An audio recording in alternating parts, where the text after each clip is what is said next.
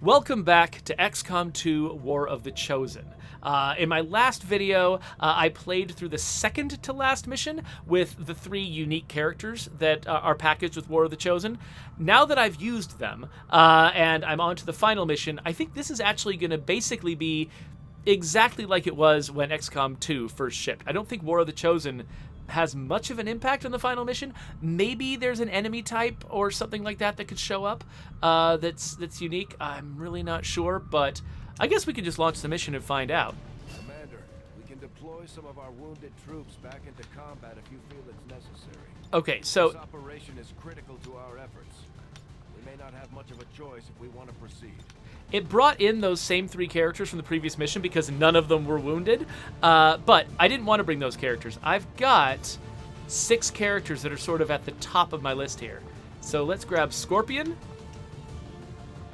Hitman, Doc, Fridge, Stalker, and Feelgood.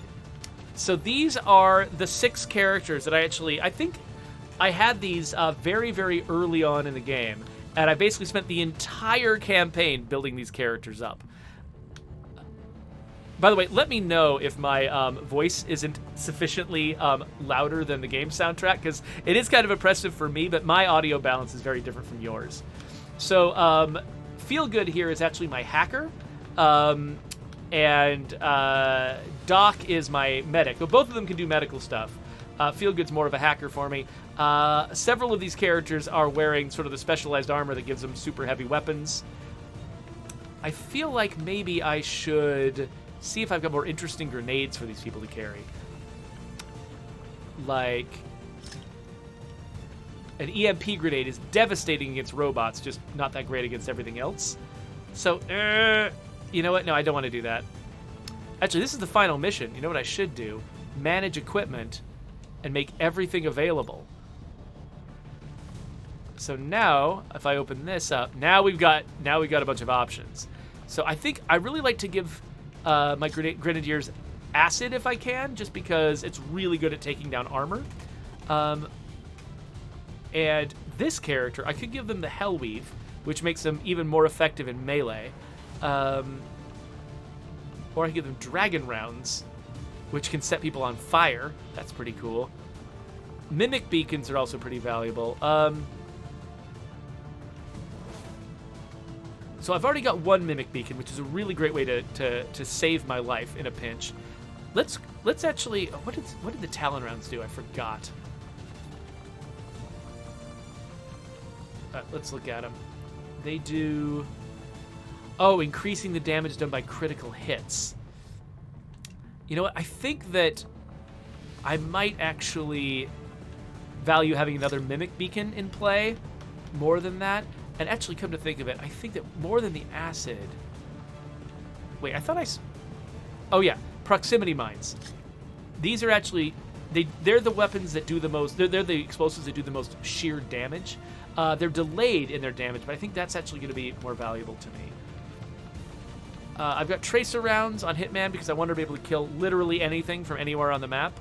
So I think this is what I want to bring with me. Oh, see you later, Ranithcord. Thanks for being here in the chat. Cogs wants to know if State of Decay 2 could have a pharmacologist with the nickname Dr. Feelgood. I don't think I've put that in there, but nothing's stopping me. So, sure, but let's launch this mission. I actually have 2 Dr. Feelgoods in this campaign, which is weird. There. I've infused this material with the entirety of our viable elder DNA. We won't get another chance at this. Final connection is set. Power levels adequate. One more look at the buffer. Watch you go over this thing 50 times. Take a breath. We're ready.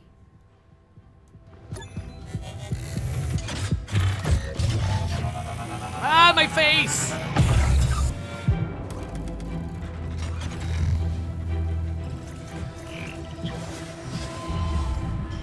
So what I think is going on here is that they're basically loading me into this suit that is going to let me control this psychic avatar body.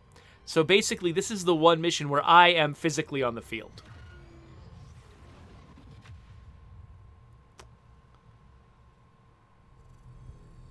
Gate is primed and ready, sir. Patch me through. All right, people. The world got its wake-up call. And now they know the truth.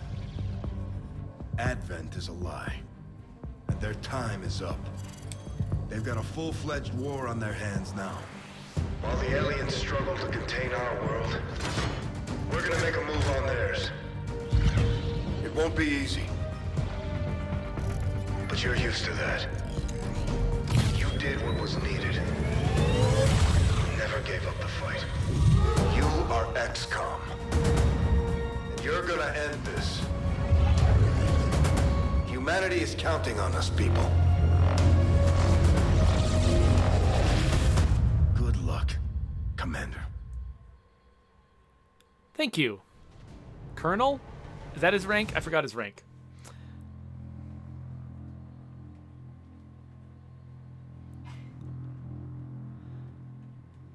So, Raneth Court is suggesting that maybe copyright would prevent me from using Dr. Feelgood. It didn't stop for Axis. And actually, I think that might actually be a term that predates the song. Stay alert.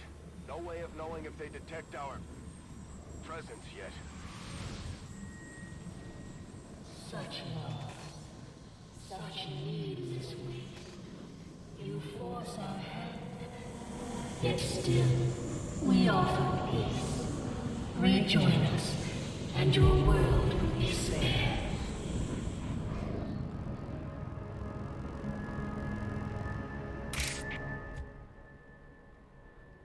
All right, so here's my team. I'm trying to... So it's been a while since I've played this final mission. I believe that it might... Is it as simple as just passing through these doors and then right in the middle of the final battle? Or was there... I think there might have been a stage 1. So I want to be very careful because a lot of my moves are like single use. And so I want to be careful that I don't waste them early and then I don't have access to them at the end. So I'm going to, again, this does not have any like timers or whatever. So I'm going to move my characters only one step. Whatever you say. Basically, the reason I only ever move them within the blue boundary instead of the yellow boundary Move into designated position. is because if I move them to the yellow boundary, they're out of moves, and they've moved far enough forward that in order for any of their allies to catch up with them, those allies would also have to make double moves and not be able to attack. And so if I'm going to trigger the enemy squad to notice me, I want it to happen with all of my characters still having a second move available. And I also want it to happen in such a way that, whoever it is that triggered the enemy, their allies, either they can retreat or their allies can advance to stand shoulder to shoulder with them. The thing I don't want to have is one character up there isolated Good copy. with all of the enemies able to attack them and no backup from their friends. On Overwatch. So a lot of these characters have unique weapons that I picked up from special missions and things like that. Okay, it does look like we've got a smaller squad to fight before the big thing. So, yeah, so I will use special abilities that have cooldowns on them. I won't use any single-use abilities. So, no grenades, nothing like that.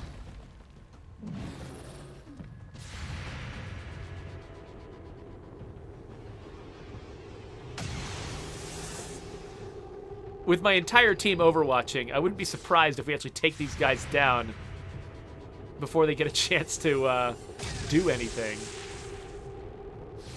We got that guy. Terminated. Yeah, I've got 7 people overwatching right now. I didn't even need to make a rule about Check it before you get too close. whether or not I was going to use special abilities. Okay, now I think I remember the layout. That's right. Understand it. Our intentions for your world were never hostile. They are still not. You are a part of us. Oh yeah, so these people... Expect us to buy any of this? More distrust. I'm letting them talk. Perhaps you would find more reassurance in our words if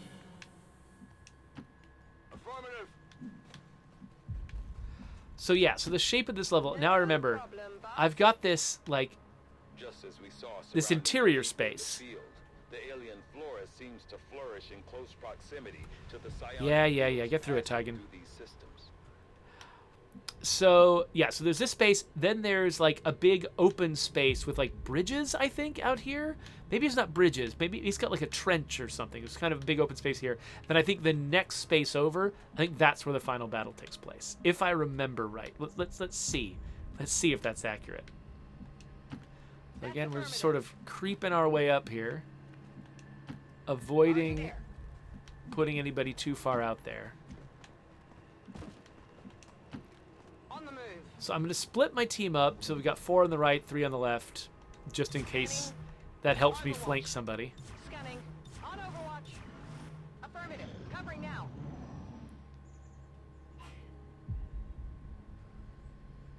All right. Anything going on? Nope. All right. So I guess let's move her up here, see if she sees anything. Understood. Moving out. And if not, let's put her in cover right here. And that makes me confident that everybody else here can also move into cover around this door. I can handle that. Let's just get everybody stacked up around the doors without triggering any enemies. Let's keep everybody lined up like this. Heading out. Then everybody overwatches. Come get some. Overwatch. Oh, hey, McGurk just showed up. Hello, McGurk. I'm glad you love XCOM. It means that you're a right-thinking individual. All right. So, Hitman.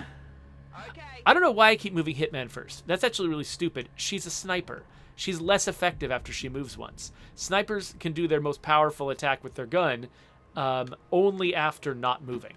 On my way. So I'm going to stop doing that. She should stop being the first person I move. And I'm not going to move Avatar character as far as I could I'm on it. because I don't want them to get too ahead of each other. I guess that'll be okay.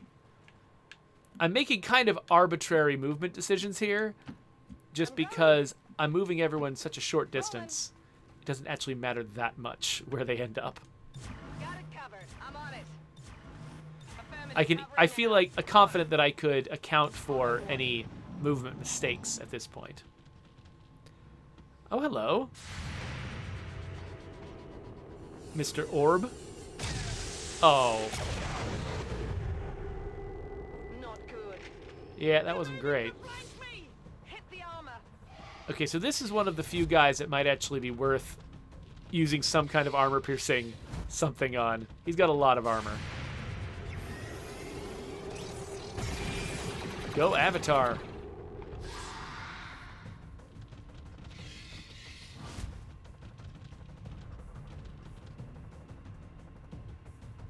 Is that it?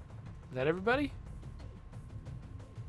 Now, I get the impression there might be more folks than just them inside that room. And if I advance too much, it could be a problem. By the way, one really, really useful thing that I've turned on, notice the words target preview down in the bottom center of my screen. For a long time, I didn't realize that that was an option that I had. I believe it's on the options menu somewhere. Was it gameplay? Yes, show target preview. I always, now that I know that it exists, I always have this on because what it tells me is if I move Hitman into this position, I will have one enemy in my sights. It's very easy to like for instance, if I moved her like right here, she can't see anyone. It's hard for me to really judge whether or not she could see someone, but she definitely can see someone from here. So I kind of want to move her up, except, well, she's not going to be able to use her sniper rifle, so maybe not. Maybe it's better. So Mox can only get up there if he uses a double move. Okay, so maybe what these folks over here are going to do is they'll get a little bit closer, but they're mostly here to overwatch in case somebody charges in. And these are the folks who I'm going to try to actually advance on the enemy. So one thing I could do is use my extra special weapon right here to like try to knock out multiple enemies at once. Actually, yeah, I could do that, but I'm probably going to need that later, so I'm not going to do it. That's not the button you use. So instead, let's see. So I've got this double shot ability, but I don't think I need it. I think that just a regular old single shot at any of these enemies. Well, I guess except the big one. Okay. So this, like, yeah, this double shot ability.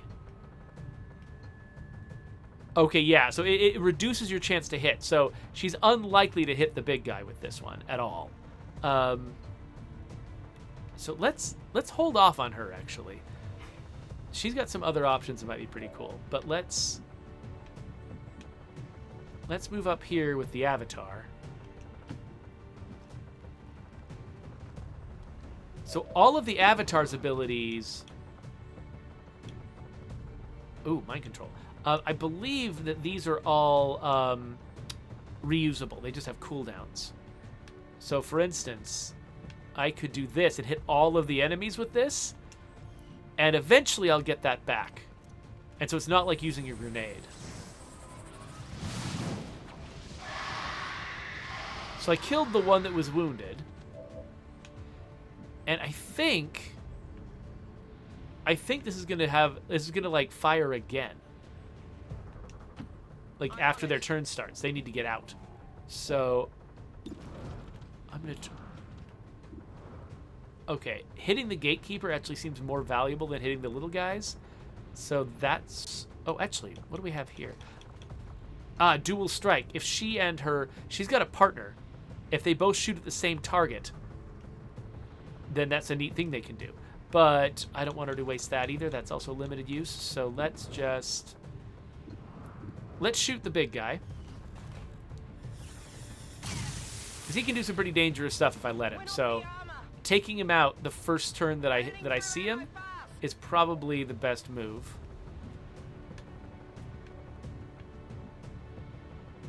Alright, I can only see 2 enemies from here. I can see 3 enemies from there. So how good am I at hitting the big guy?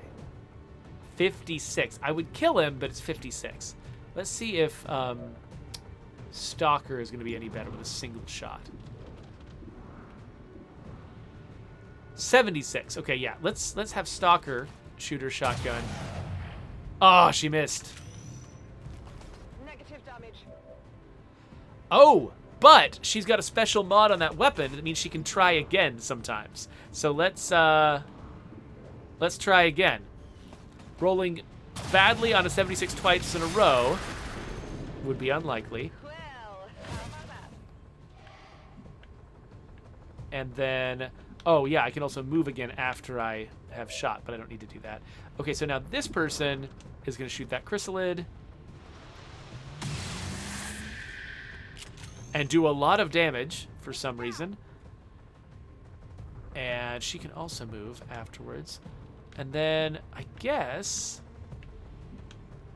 the crystal is going to come charging in, but as long as everybody is overwatching, shouldn't be able to do much damage. Got it covered. I've got extra move available, but actually, I kind of, if the chrysalid ends up attacking me, I kind of want, if they're going to attack anybody, they should attack Stalker, because Stalker, I think, can defend herself. So I think, are my only characters left the ones that have this special move? I think so. So I'm gonna just move one of them, and then let's end the turn. Oh, hey! Somebody just raided me. I didn't notice. Take that. Vectra! Thank you for raiding me, Vectra! Sorry it took me a while to notice. I was just really absorbed in what I was doing. Well, there's a bunch of you in here. We got Knight on Cloud 9, Voltaire, I Am Toast, Damnify, Boy Skizix. I feel like I've met Boy Skizix before. Thank you for coming in here. So Vectra says, of course, no worries. How is the stream? Going well so far. I was actually kind of nervous because I've basically I was playing XCOM 2 as sort of my frequent background game for a little while, and then I reached the ending. I was like, you know what? I want to stream the ending of this game. Oh, crap! Don't. Oh no! Well, that was dumb. What? No. Oh, you stop that right now. Okay, well, it was going well. All right. Let's send somebody in to save that person.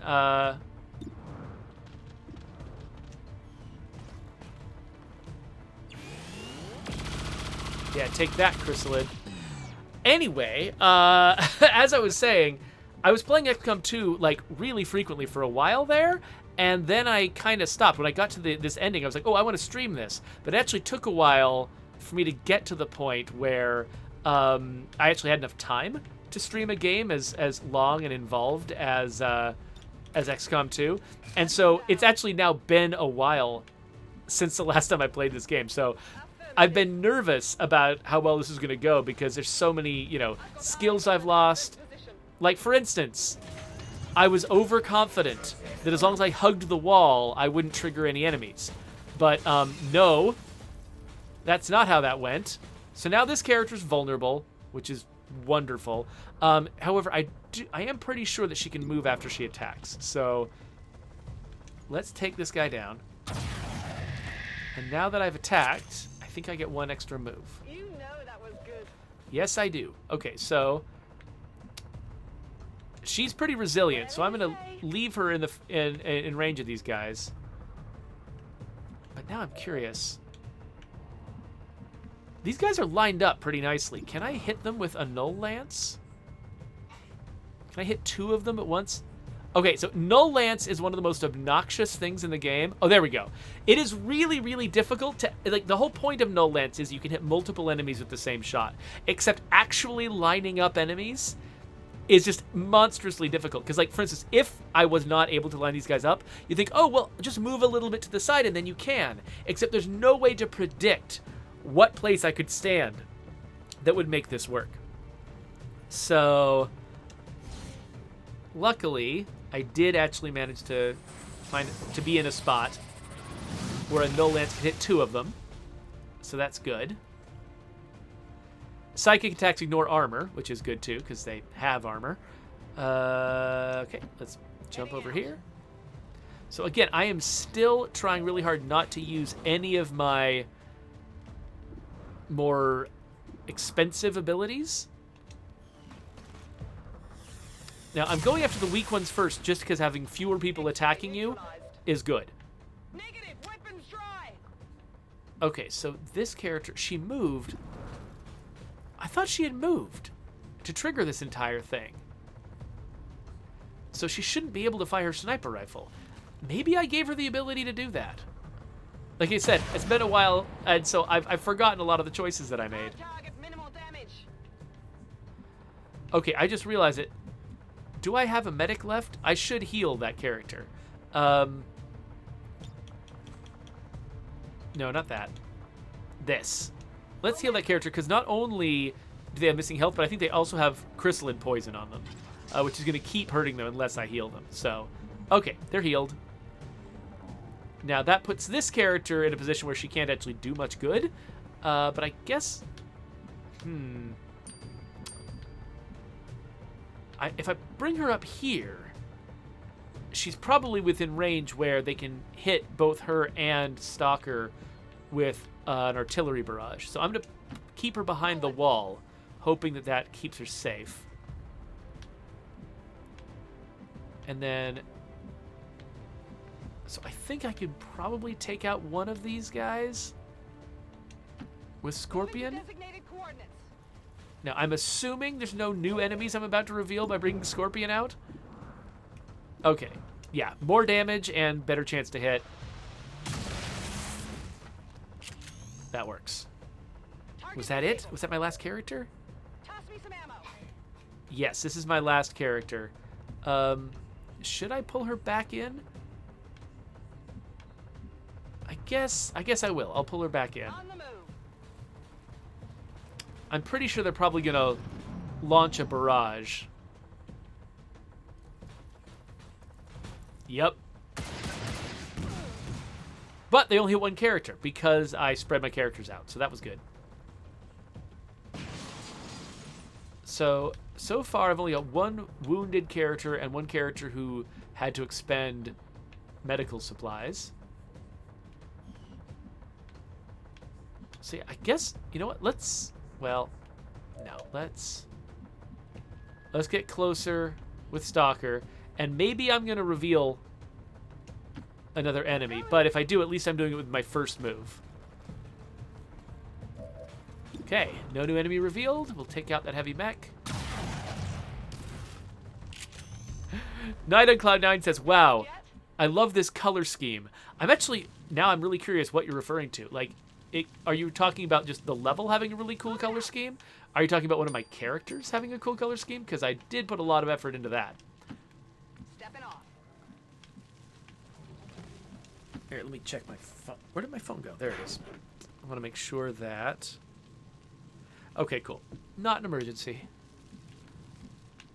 I'm just going to bring everybody up to line up at the same rank so they can all easily move into the next area No need to ask twice. while staying shoulder to shoulder. But actually, I think before I actually do that move, I'm going to have everybody reload.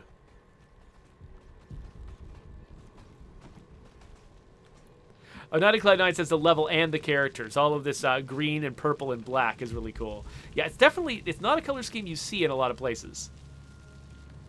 Okay, so the commander. And then let's end the turn. Scanning. All right, so yeah, again, we're going to take advantage of the fact that there's no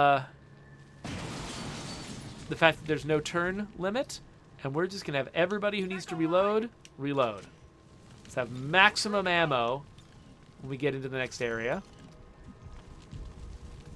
And then everybody who doesn't need to reload, It's killing time. or once they've done reloading, they're going to overwatch in case an enemy approaches. Covering now. Moving to Overwatch. Overwatch. All right. So now everybody's good to go. I got one person with a little bit of damage on him, but not a big deal. And so now let's look ahead. Okay, so there's another interior space. Oh, here's where the bridges are. Okay, so we do have further to go than I thought. But we still have... The only thing we've used that is non... Okay, stop trying to move Hitman first, idiot. Let's move the people. The first person I should move is somebody who has the ability to run and gun. Moving on target. To basically get themselves an extra move and attack. They're the ones who should run into to the unknown. And then everybody else can follow them once they've verified that there isn't a problem. So, it's not a good place. I guess I could go here. They might trigger an enemy. Location confirmed. Let's see. Yup, look at that. Man, you get really used to, what the risks are, and you start almost getting a sixth sense for when something's going to go horribly wrong. Luckily, those enemies are all melee enemies, which means that Location. a nice bunch of Overwatch should actually be pretty effective against them. So let's move everybody up. Okay, I'll go. And then let's just...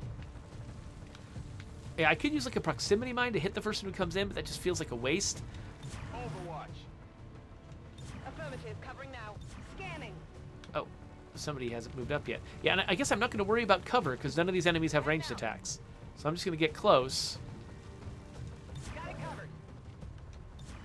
And then, yeah, just Overwatch with everybody. Moving to Overwatch. Okay. Tactical analysis. I forgot what this was. I think one of my characters, or maybe... No, I think it might be the entire XCOM team. I've got a technology called tactical analysis, which means I think it means the first enemy move, after they're discovered, I think they can only make one move. I think they can't make a normal double move. So that's why it says tactical analysis on everybody. Okay, well, if we're going to keep missing, then we're not going to be able to effectively defend ourselves. Luckily, I think the faceless men are not going to be able to move and attack. They will probably take out the muscle dudes, the berserkers. And then I think the faceless men also have to advance on. Everybody's overwatching. So Cogs242 asks, I haven't played this. Is it possible to go around enemies? So not in this level. In this level, the level is basically about as wide as my bubble in the Fog of War. And so as we advance forward, I'm basically going to trigger every enemy. This is the final map. There are some missions where you literally have to kill every enemy, so there's no going around enemies because you can't win until you've defeated them all. But in the last episode, I did actually achieve the objective without encountering all the enemies. There were clear signs there were enemies still in the level at the time that I completed the objective, and that was fine. You could win without it. And so, yeah, so there are some missions where you can win by going around the enemies rather than fighting them all. But this mission is not going to be one of those. Okay, so this is my sniper. Can I shoot anyone from here? I cannot. Wait, is that my... Well, that's not my sniper. This is my, yeah, it's my ranger. So I can run up here. Now, this strong risk of revealing more enemies here. Oh, they're all clustered together. That really, really makes me want to use a, some kind of special ability. But I'm trying to save those all for the end. So let's bring both of my rangers up here, so that if anyone gets attacked in melee by these faceless guys, it'll be these two who I think both have Blade Storm, which means they'll immediately defend themselves if they get advanced on. I like how the other guys sort of look confused at their friend who died. All right, meanwhile, let's run up here and do some damage. So Boy Skizik says, I assume that there's XP that you wouldn't gain if you went that route of going around the enemies. Yeah, so I believe that your characters level up, at least in part. Oh, okay, she can hit both, so let's save her. At least in part by the number of enemies you actually damage and kill. So yeah, you would be missing out on XP opportunities if you didn't do that. And there are rare drops by enemies, like loot drops by enemies. It's not that common. So usually, and the loot that you get, it's valuable. It's like upgrades to your weapons and stuff. But it's very rarely like, you know, having a particular weapon upgrade is very rarely the linchpin that's going to win or lose the... Oh, crap. I shouldn't have shot that person because I don't know if... Yeah, dang it. I shot the one that Doc could reach. So, oh, that's fine. I can still advance with Doc and see the other one. So I think I can kill the last one here. But yeah, so they're rarely the linchpin, and so I don't think I would... Like, if I had the opportunity to skip fighting some enemies, I probably would. Even, you know, I wouldn't really think of loot as being a reason not to do that. All right, so Feel Good is gonna run up here just because.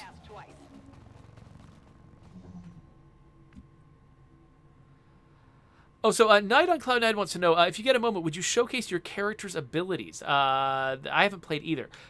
I think maybe at the beginning of the next turn I can. I'm trying to remember. So I can show character details like this. This isn't the best way to view them all, though. I mean, there's so many of them. It almost feels like if this was early on in the game and each character only had a couple of distinct abilities, it might be kind of fun to go through and explain them. But because this is the very end of the game and these are my most advanced characters, and actually War of the Chosen lets you pile more skills on a character than the original game. The original game basically had, like, you go up through, like, what is it, 7 levels or something like that. I forgot how many there are. And you gain 1 skill at each level, and you're making these binary choices between 1 skill and another. That's still true in War of the Chosen, except you can also come in with a different UI and just slap extra skills on characters if you're willing to spend a resource on it. So these characters are loaded to the gills with skills. It would take a while to try to go through them all. All right, so I think all I've got left is these 2 extra moves, so I'm just going to not do them. Overwatch. Oh, so Boy Skizix wants to know, are there items you can interact with while you're fighting as well, like shooting barrels and stuff like that? Yes, that kind of thing does exist. I'm not sure if there's any in this level. There were a couple in the previous level that I did, though I didn't use them. Okay, so again, I'm going to line everybody up here. Double time. And then have them all reload before I take them any further. If you say so.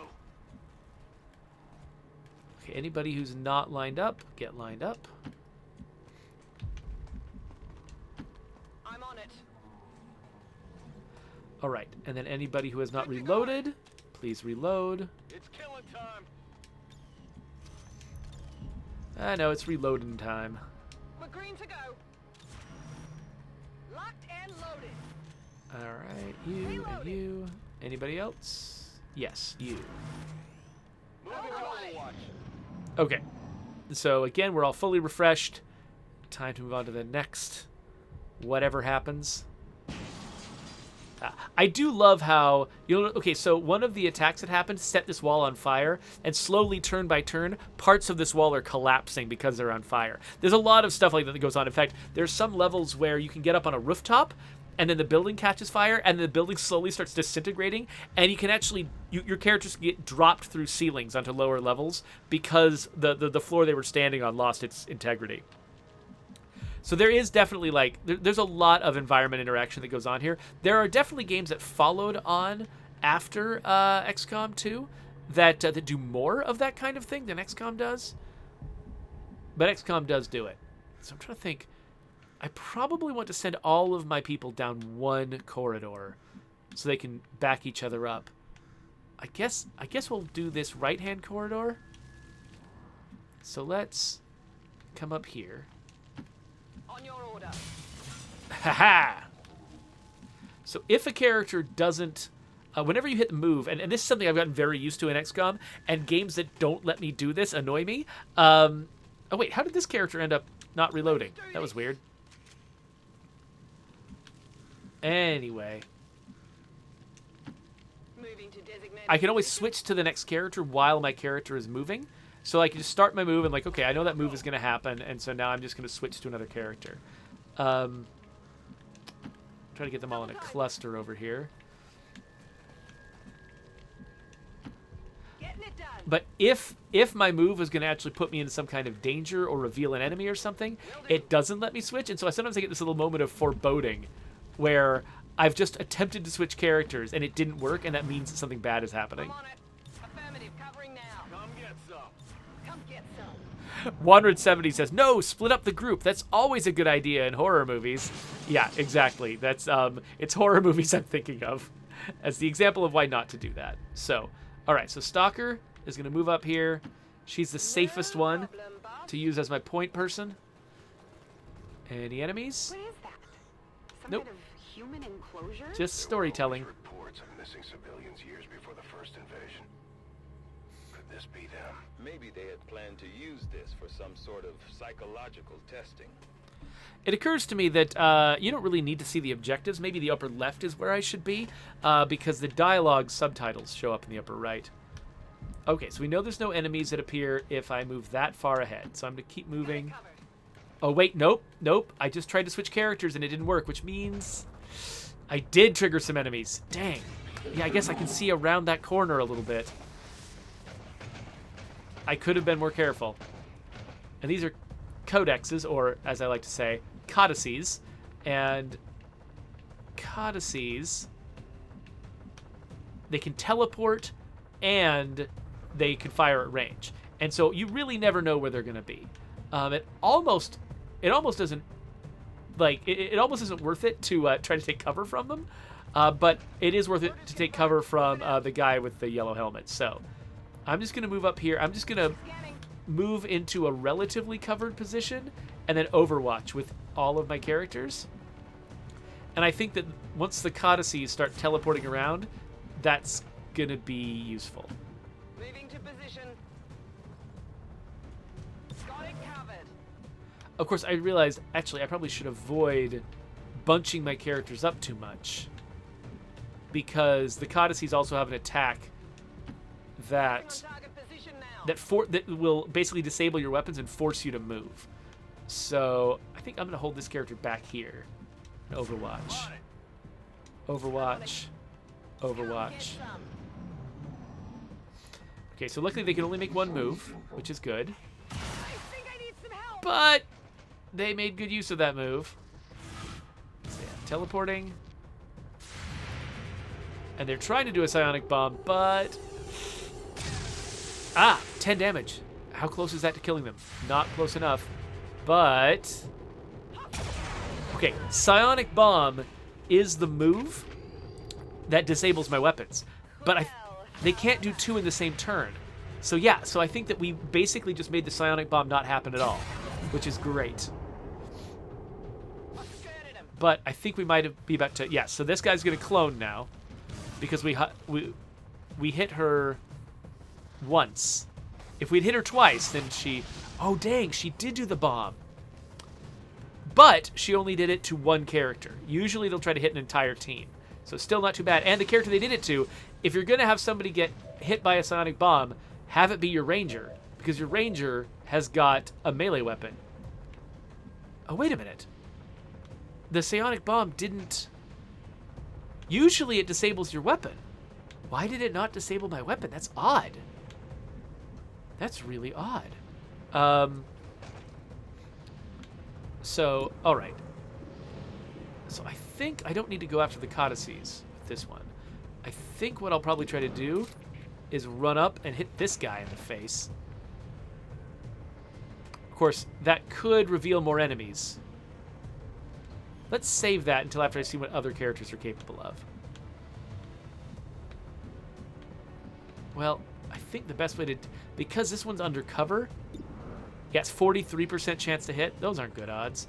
So I think I'm actually going to run up anyway. And hope... Enemy down. Okay. Advent troop spotted. Dang it! I was hoping I wouldn't trigger another group, but apparently no. I am not that lucky. Now we've got a massive, massive problem.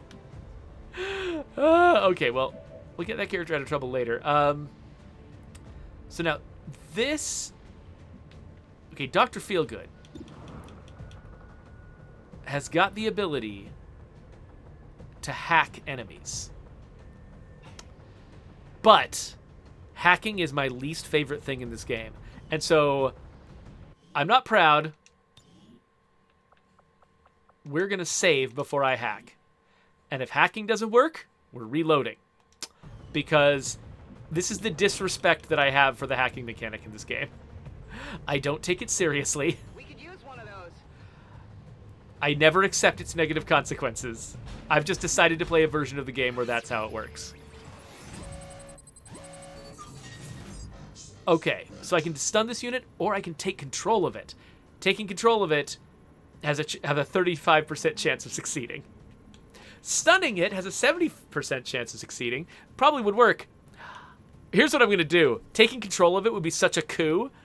I'm going to try this. If it works, great. If it doesn't, we're reloading. Oh, did not work. I don't care. Because I just don't accept that outcome at all.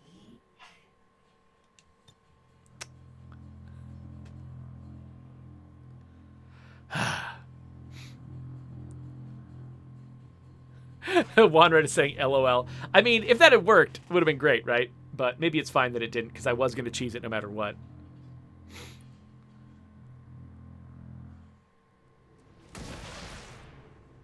Oh, so Wanred wants to know, do you have a preferred set of characters or classes going into battle?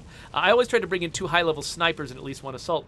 So yeah, my favorite, actually the Ranger is my favorite. I really like sort of the mobility and the flexibility, and the fact that, you know, that they don't necessarily even need to have ammo in their weapons. All right, so look, okay. So they've got a safeguard in here. If I try to use Haywire Protocol, like they can actually tell, I believe, if I am safe scumming. So I'm going to try this again with the other enemy. But I think that once you've gotten a result from a roll like this, I think that they basically force you to keep using that result or worse from then on. Even if you reload the game, I don't think you can ever reload the game and get a better roll than you got before. There's some kind of hack they put in there to keep that from happening. So, but I'm not sure if that's true if I go after a different enemy. So I'm going to try this again. Oh, look at that. Almost the same roll. Okay, yeah. So this is... I'm actually like really fascinated by how this works now. I'm kind of like... I'm just running experiments now. So now I'm curious if I try to stun the enemy, because the roll that I got would have succeeded at stunning them. It just wouldn't have succeeded at taking them over. So I'm going to try a third time. This time I'm going to try to stun an enemy and see if that succeeds or fails.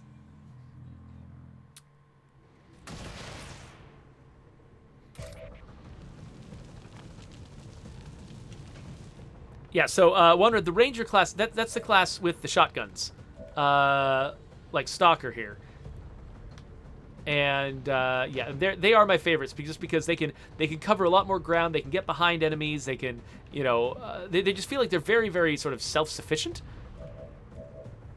And once they get up on an enemy, they can do so much damage. Okay, so we're gonna try Haywire Protocol.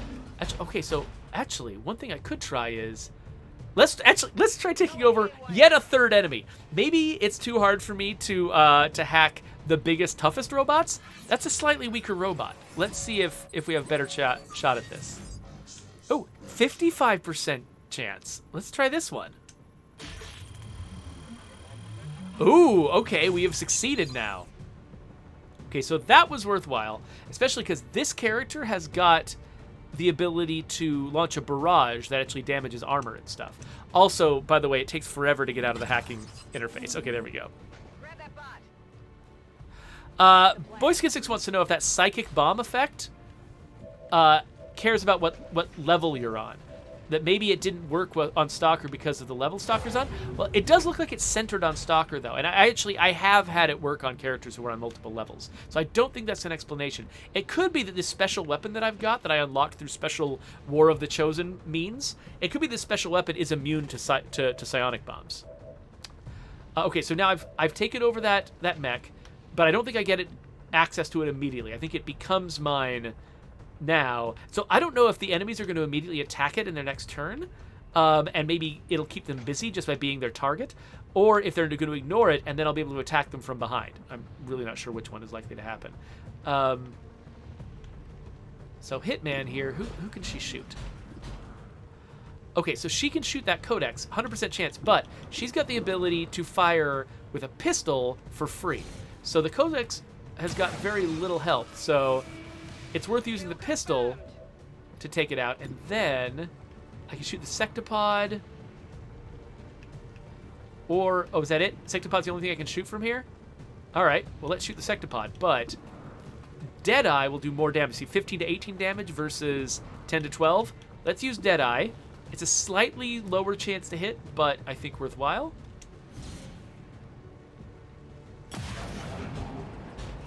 Deflection. So armor protected it a little bit. Okay, but like this character just can't get anywhere near where it needs to be. So, okay, so this character, I can definitely move her behind cover, get her to safety. Understood. Moving out. I should probably heal her too, because she's right up there on the front lines. So Doc is going to heal Scorpion.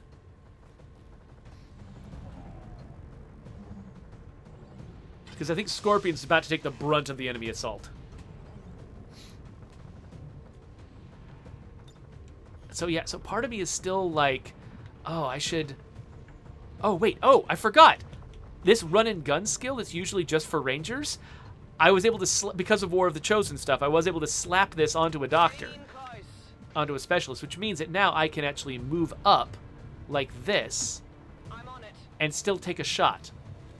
I think I'm outside the range of the plasma bomb. I mean, the psionic bomb. I sure hope I am. Okay. So again, if I was more willing to use my special abilities, what I would use is this plasma blaster, which would let me fire something probably in the middle. It might not have the range to do it. In the middle of the toughest enemies, but that's not going to happen. So I'm just taking this 50-50 shot against this guy.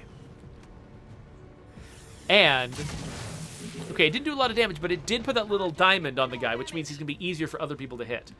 And now the commander's avatar, I'm going to send him over here. Again, I'm pretty sure I'm outside the range of the bomb. Can't promise it, though. I wonder if my Null Lance will cut through multiple... Yes! Null Lance will cut through multiple enemies. So let's do Null Lance.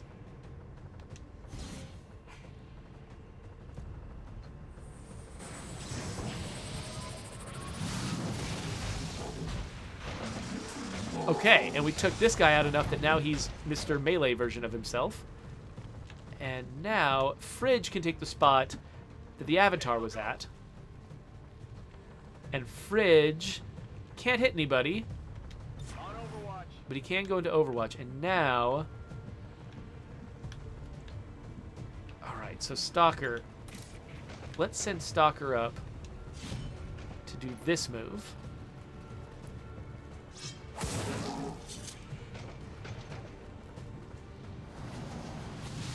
And that's the end of my turn.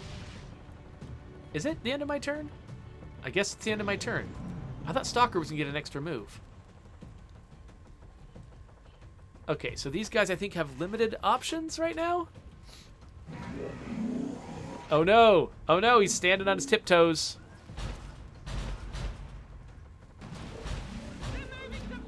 Wrath Cannon! Oh yeah, so the Wrath Cannon is the one that takes an entire turn to fire. So I've got the chance to get out of its space. Oh, look at this. Is he going after my possessed robot? With his Wrath Cannon?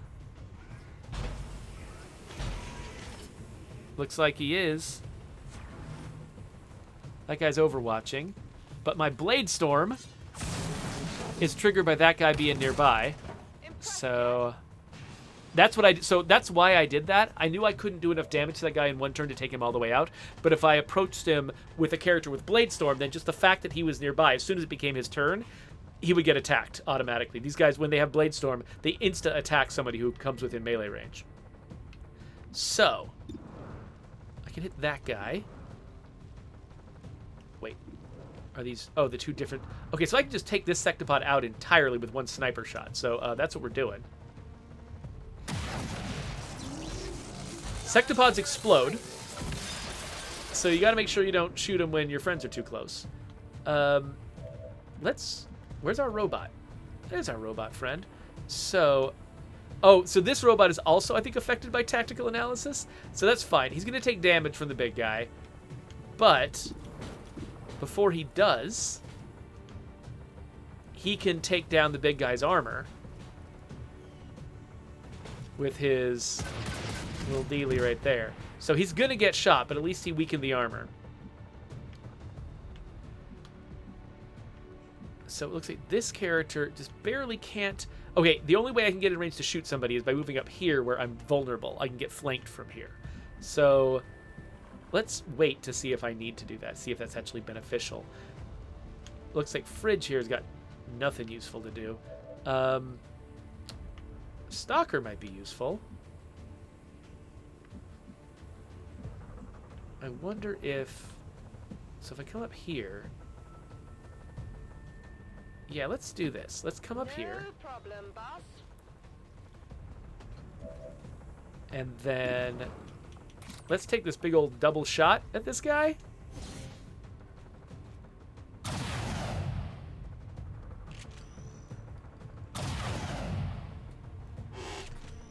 So we're whittling him down. Armor's tough. And then let's advance. I guess I want to be cautious. Let's go here. This is the safer place to go. And then okay, yeah, so this character does not have the double shot ability, so all I can do is the one shot. Hoping for a crit. Nope. Oh, she shredded his arm. I forgot Scorpion's got the shredding ability. So this is actually one problem with piling skills onto multiple characters, is the fact that, like, it's really easy to forget what everybody's capable of doing. Like in that case, if I had sent up Scorpion first, she would have shredded the armor, and then Stalker would have done more damage, and the Sectopod would be dead. But that didn't happen because I forgot that Scorpion had the shredding ability. And because like all of these characters have so many different abilities, it's just... Oh, wait, I forgot this person had Overwatch. Crap. Ugh. Wow. Okay, well, Feel Good is taking a lot of damage. Or at least Feel Good took damage instead of the Avatar? But yeah, that's actually something we think about a lot with State of Decay. Okay, I guess we'll take the Sectopod down with this guy. Is the fact that you've got multiple characters to keep track of, and so the more complicated we make each character, the more likely you are to not be able to even remember who those characters are. Heading out. And so, and you've probably, if you played State of Decay 2, you probably had that experience of like switching to a character and just absolutely forgetting, oh wait, this character doesn't have whatever. This character doesn't have Gunslinger. I was trying to use them like they have gunslinging, and they don't have gunslinging.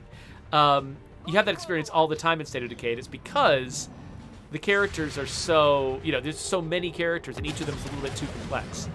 And so we think about that when we, are thinking about like where the franchise can go in the future. It's like, are there ways that we can keep the characters just as interesting without making it as difficult as it is? And by the way, snakes. Isn't it, is there a way to make it, like, keep the characters as interesting as they are, but make it easier to recognize and immediately understand what each character is capable of? Okay, so, wait, did I destroy that other robot?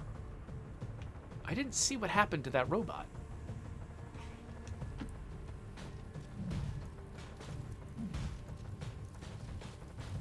All right, so I'm going to use this special ability here. See if I can hit multiple... I can hit these two. I can also hit these two at the same time. These two are more in reach, probably, so I guess I'll go after these two.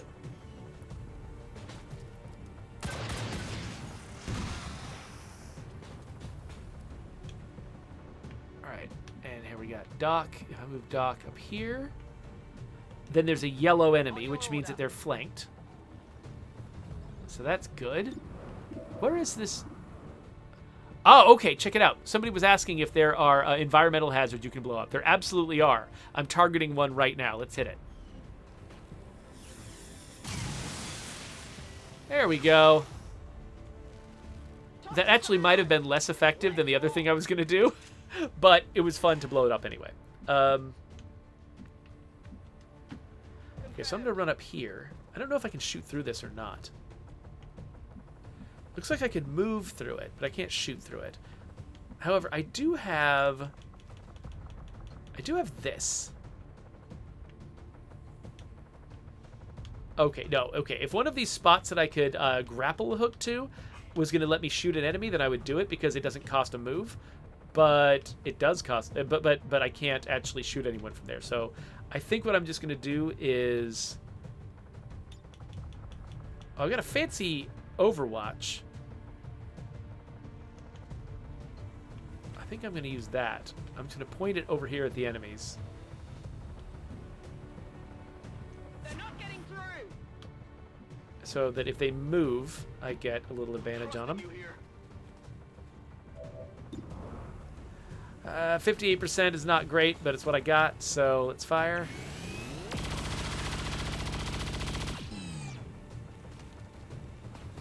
dead. It has to be dead.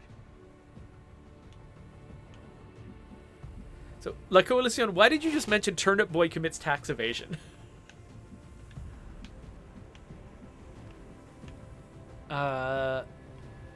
Okay, yeah, I guess I'll... There's a few different things I could do. I could run up and just hack them in the face, but I think that would probably leave me vulnerable. So maybe it's better... Okay, let's move up here first and see how easily I can hit these folks from here. 80%? Okay, yeah, that's pretty good. That's worthy damage. Not too shabby. Zedric says that Turnip Boy commits tax evasion is weird. Yeah, I agree. It is kind of funny though, like they basically created this character whose only personality trait is if you hand him a piece of paper, he tears it up. That's their entire character.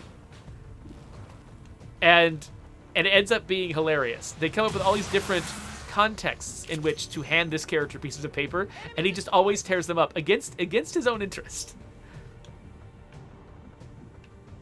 All right, so from here, I can hit the last one. Well, 57% chance of hitting the last one. Let's see how it goes. Yes. Target neutralized. So I've still got this robot, but I'm pretty sure... I'm not sure what's going to happen with the robot.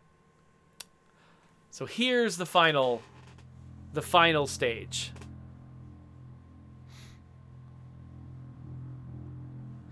Boy Scout success. Is there a way to hit environmental items as well as enemies, like with piercing rounds?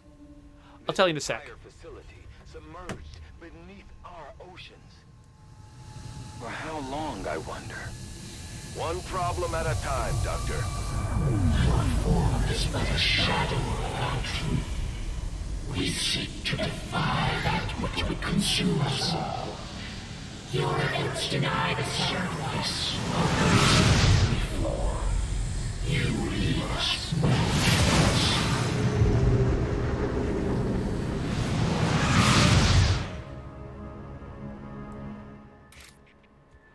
All right, so we're in this new area, and the very first thing I'm going to do is reload everybody's weapons.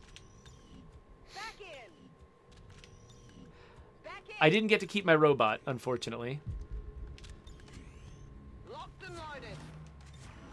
Rock and roll. But yeah, so very few of the attacks that you make in this game have penetration, like firing in a line like that. That null lance ability that that the Avatar has is actually one of the very few that can fire straight through one thing and hit another. There are other games in this genre that do allow you to, shoot through things. Like Gears Tactics, for instance.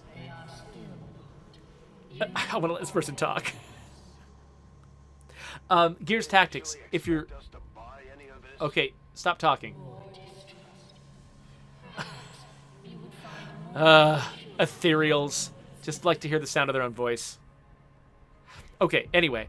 In Gears Tactics, if you're shooting at one target, but there's another target you might hit by accident because they're in the way, then it'll put a little special marker on there to tell you that likely is going to happen. Usually, when I encounter that, it's because I'm trying to fire through one of my own guys, because I'm used to XCOM, where that's just not a thing. Like, yeah, shoot through your own guys. None of it registers. But in Gears, it does register. So sometimes you can set it up so you deliberately fire at the distant target so that you have a chance of hitting the nearby targets as well. And so you can set those kinds of things up on purpose. Not in XCOM. There's certain very rare moves that can shoot through things.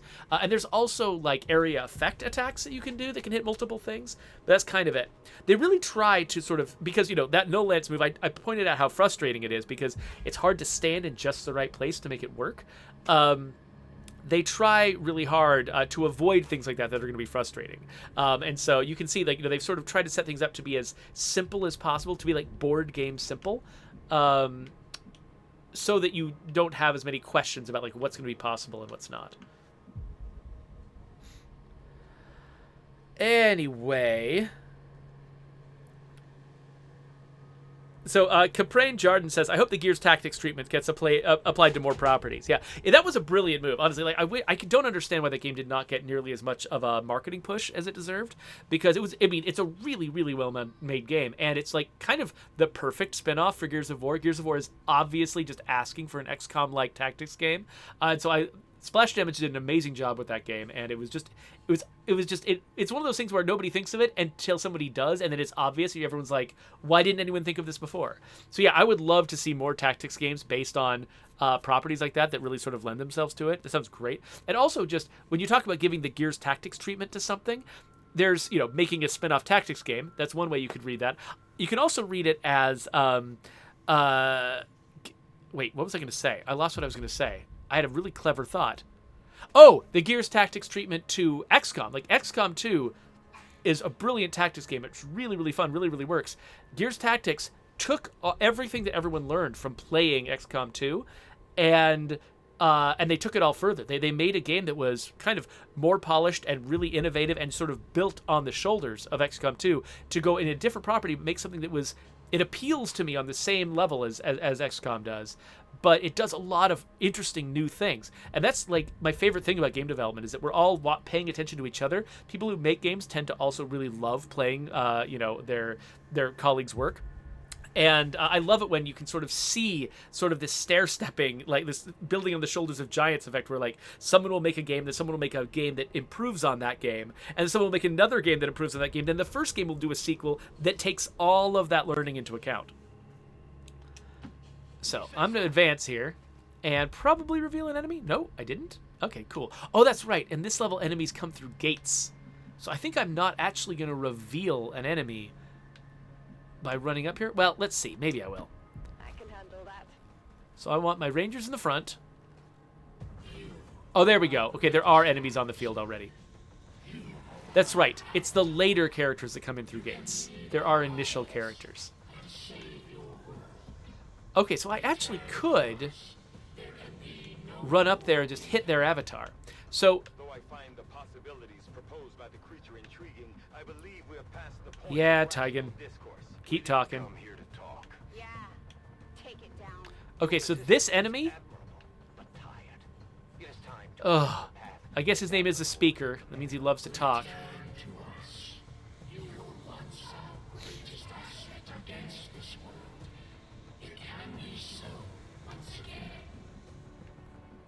So, anyway, like I was saying, this enemy, they look just like my avatar, which is not a coincidence. This enemy has to be defeated 3 times. I need to defeat this one, and then they're going to spawn 2 more. And at the same time, they're also going to be spawning big piles of other enemies. And I think that each time I hit this enemy, the enemy vanishes. So, teleports somewhere else. And so I think I want to run Scorpion up there, hit this guy, and then and then I think Scorpion has gotten the ability that means that Scorpion can move again after doing this. So Scorpion runs up and hits the guy, does a bunch of damage to him, and sets him on fire. That's nice. Still holding. Now he teleports away, but I think... Does Scorpion? No, Scorpion, dang it, for some... What are the rules? Again, like, I've just lost track of what all my characters can do. I probably just forgot that character just doesn't have that ability. So I can run my avatar up there, but let's save the avatar. I can hit... Oh, wait a minute. Okay, this says I can hit somebody from here. But it's lying? Okay, whatever. I'm trying to figure out...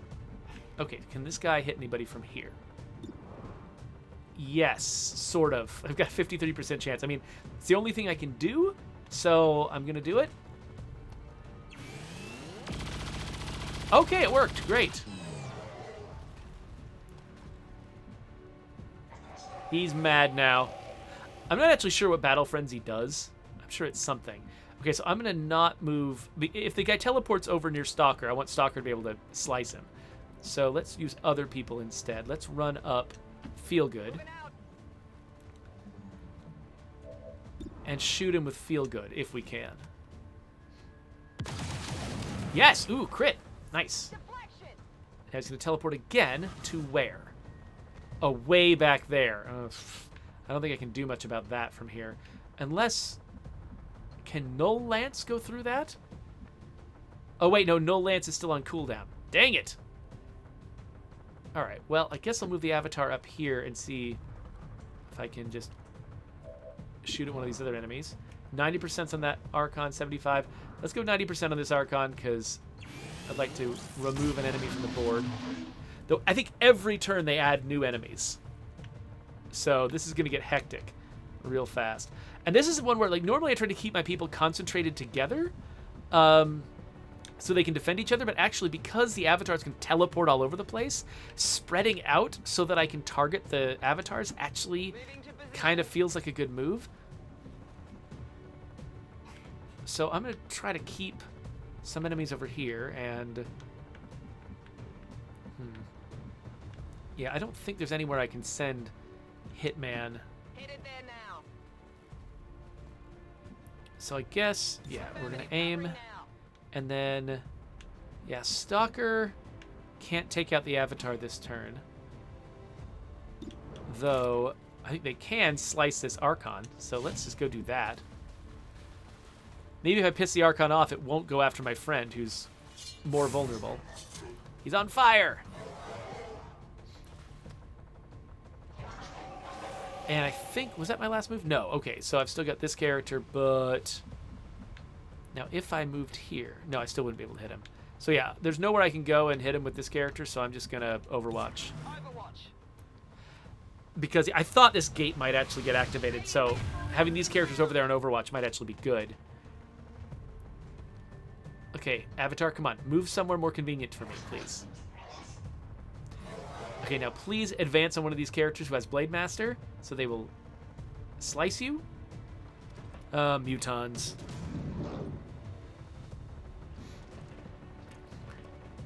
So Cogs242 is suggesting that we should do a tactics game for State of Decay 2. I would love that. I would absolutely love to do... Yeah, not surprised that happened. I would love to do a State of Decay tactics game.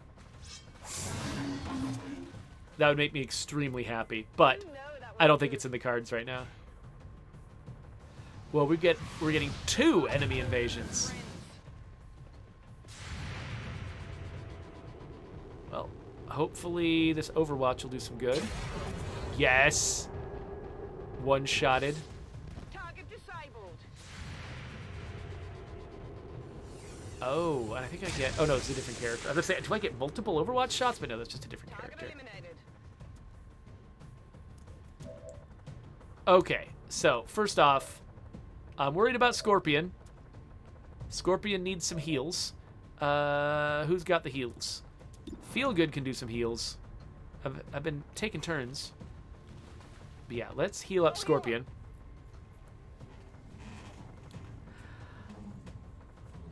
Bowie Skizix asks, didn't Halo do a tactics game? Something like based on ODST or something?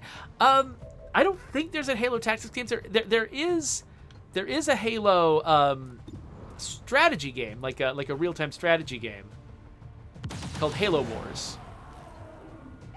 But I don't think they ever did a tactics. That could potentially. I would love to play a Halo tactics game in this style. That sounds amazing to me.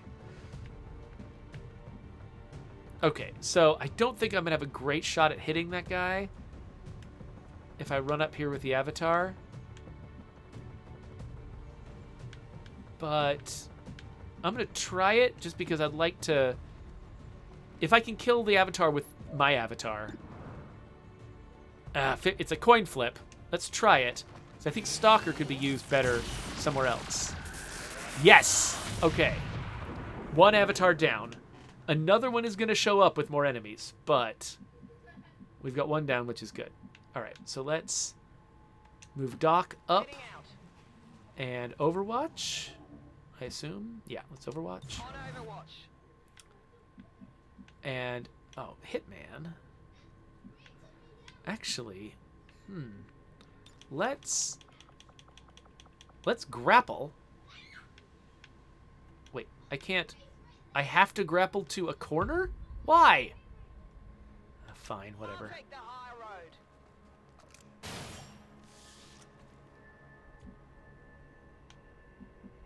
Okay. So I'd like to stay in cover. So let's move over here. Affirmative. Moving out.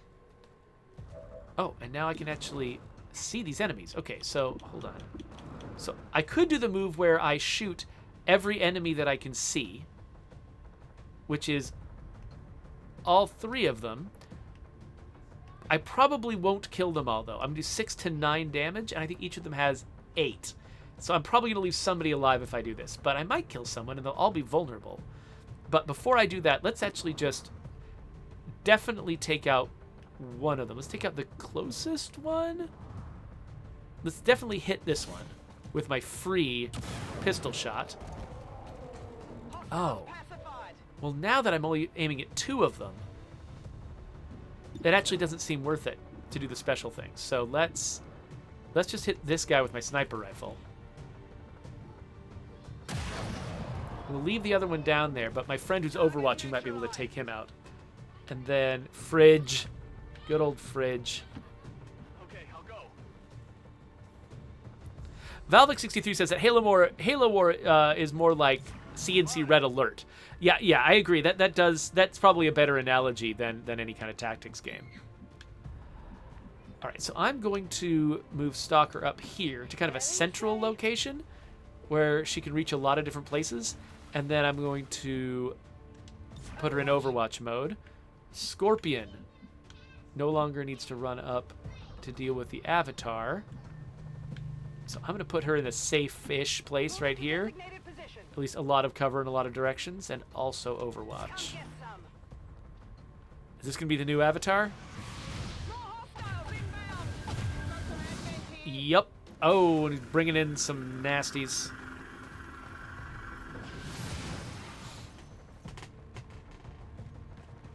All right, he's so far away. That's going to be a challenge. I think my sniper might be able to hit him if somebody can get close enough to see him. I'm not sure if he's actually going to be visible once the enemy turn is done.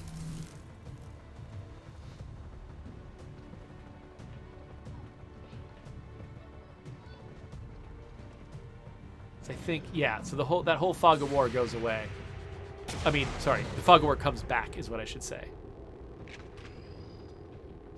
But Stalker might be able to close the distance. And then once Stalker closes the... Oh, stop it. Oh, you jerk. Once Stalker closes the distance, I'll be able to hit them with my sniper rifle. And then once I've shot the Avatar with the sniper rifle, they'll teleport and they could go anywhere. Oh, great. That's what I wanted, to overwatch a codex. Oh, good, I missed, so then we'll clone. It's a lot of codices, though. All right, so first thing I want to do, I want to make sure that I can hit the Avatar. So I'm going to run Stalker up here. No problem, boss. And if Stalker can hit the Avatar, great. 76% chance. And what if I do this? 61.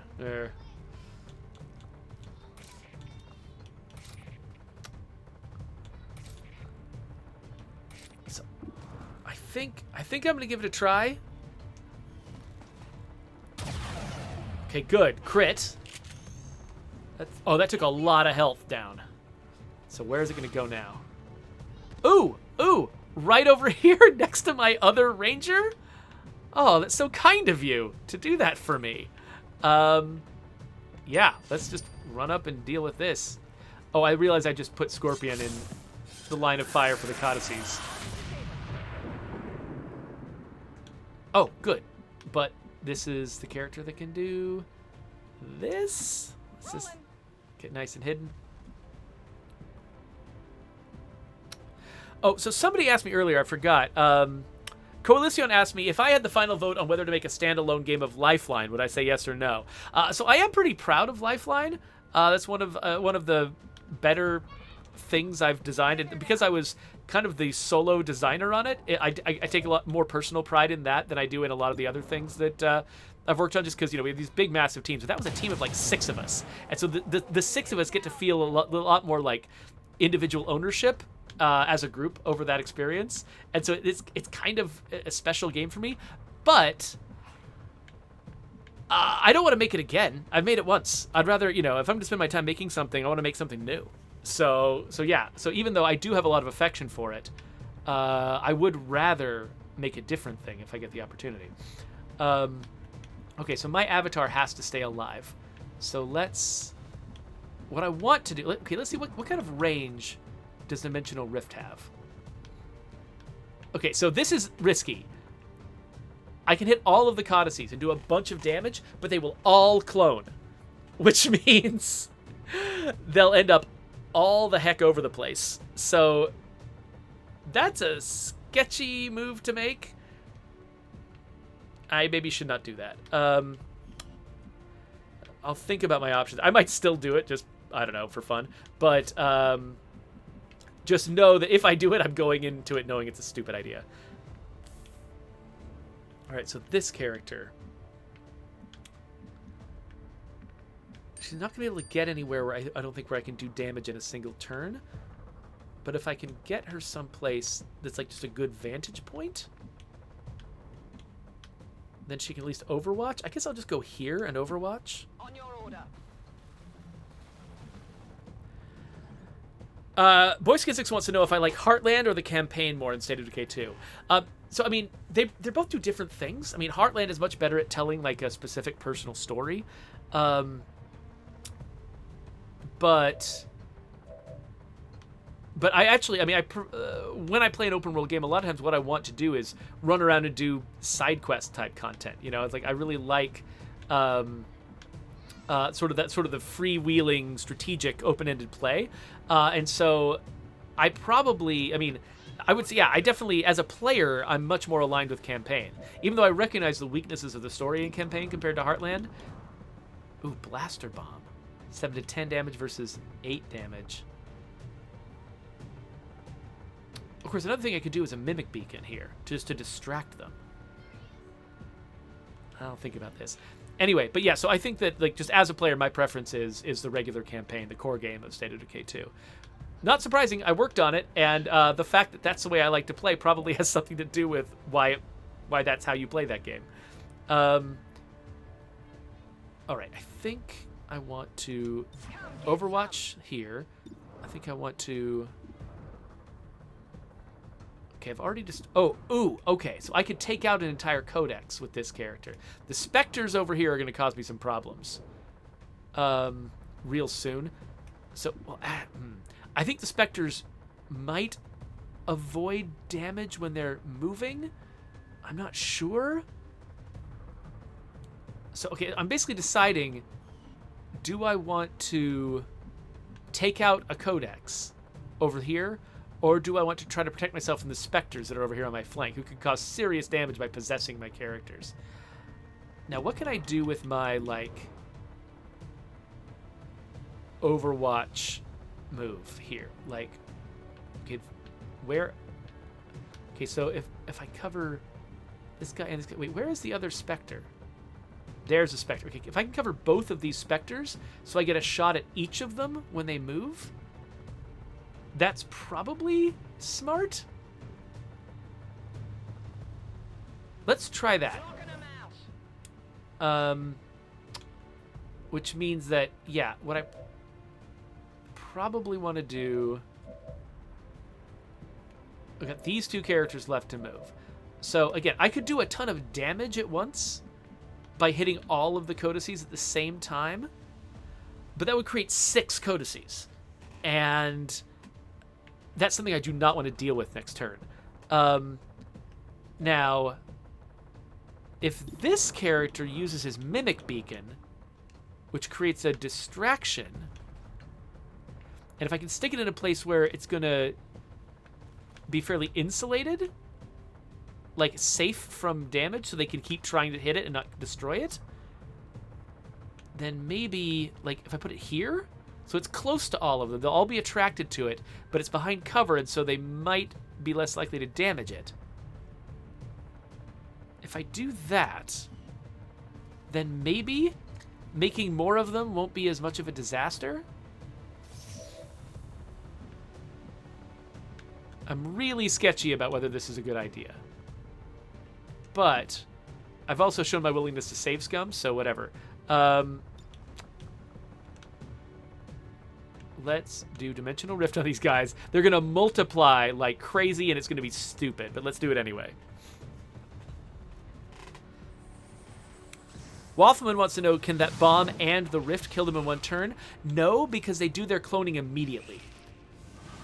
So yeah, so not only can my one character, I think, not do both of those abilities at the same time, but the cloning happens instantly. And so I can't use two moves to defeat the cloning. Okay, yeah, so I do take a shot at him, but because he's in cloud mode, he might be harder to hit. Ah, okay, yeah, in cloud mode I can't hit them with Overwatch shots. Or maybe I just miss with one. Let's see. Okay, I can hit with... It's just the first Overwatch shot on them that misses. And now, Blade Storm! Sloosh. Nice. Oh, please, I hope the next one comes after them, too. Okay, they're not dumb enough to come up on my Blade Storm character. Who are they shooting at? Ow! Hey, stop that. The Muton. Oh, he's gonna throw a grenade. Oh, wait, you can actually shoot at me from that position? No, you can't. Ha-ha.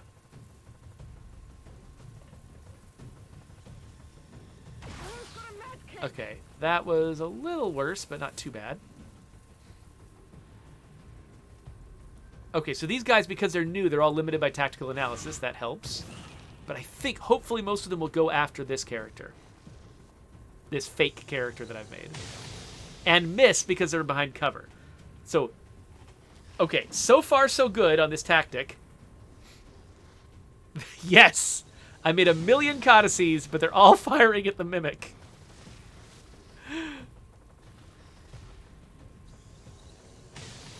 Oh, that one critted.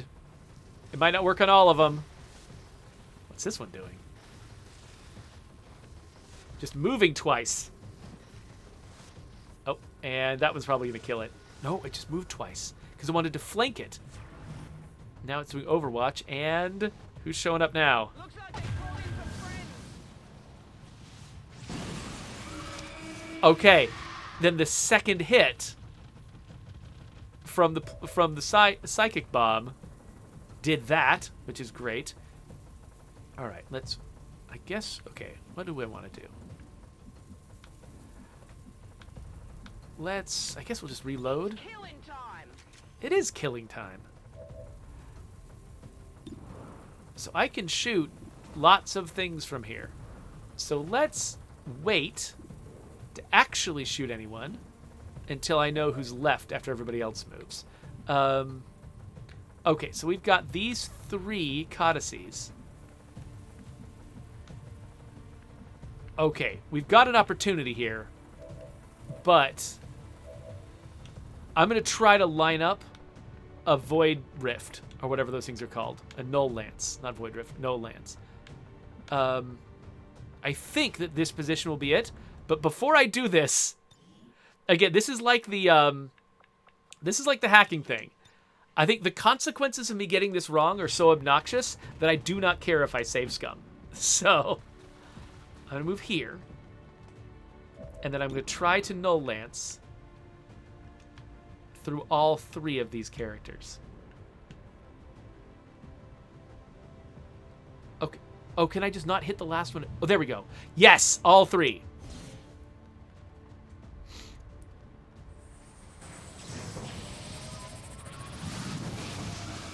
Nice. Wow. That was great. No on my says, it's been a long time since I've seen an XCOM game. I think I played the first one on my Pentium P66 PC. So I missed the original XCOM. I think my first real tactics game in this style was actually Fallout Tactics. That was the one that I got into. Okay, I do want to take down this Spectre. That's really important to me. So we'll do that. And then Running dry. the last avatar has not yet appeared, and I'm not sure why. Oh, also, where did the chrysalids go? Let's do something about that. So, okay, this guy, I don't think this guy can go anywhere where he's not going to be attacked by chrysalids. So let's just take out as many as he can. So let's move here. I'm trusting you here. And let's fire. Okay, I could do Blaster Bomb. 7 to 10 damage, or I could do this one, which is a solid 8 damage. You know what? These characters all take more than 8 damage. So let's do the Blaster Bomb. So we'll do the Blaster Bomb, and we'll try to eliminate all of them at once in one hit.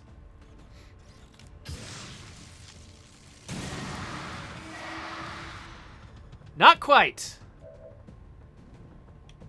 Okay, who else is over there? Scorpion is over here, but not really. Feelgood is here. Okay. Hitman. Oh, Hitman can only reach the Spectre now. I guess that's fine. We want to kill the Spectre.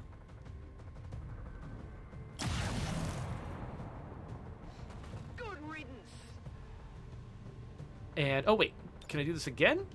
Nope. Okay, well, I'm going to Overwatch. Because she might actually be able to hit one of those chrysalids when they come out of hiding. And now I'm going to run over here. You can't approach a Muton. Mutons will punch you if you try to get close to them. So, now how much damage do I do with a normal shot? 11 to 13? Okay, guaranteed kill on this guy, so I'm not going to worry about using another ability. Well, how about that? So Zombie Brave Knight is excited. He just showed up. He's like, XCOM! Or maybe Chimera? No, this is XCOM 2, not Chimera Squad, though I do love Chimera Squad. Chimera Squad might be kind of more of a play once game for me, because I played it all the way through and loved every second of it.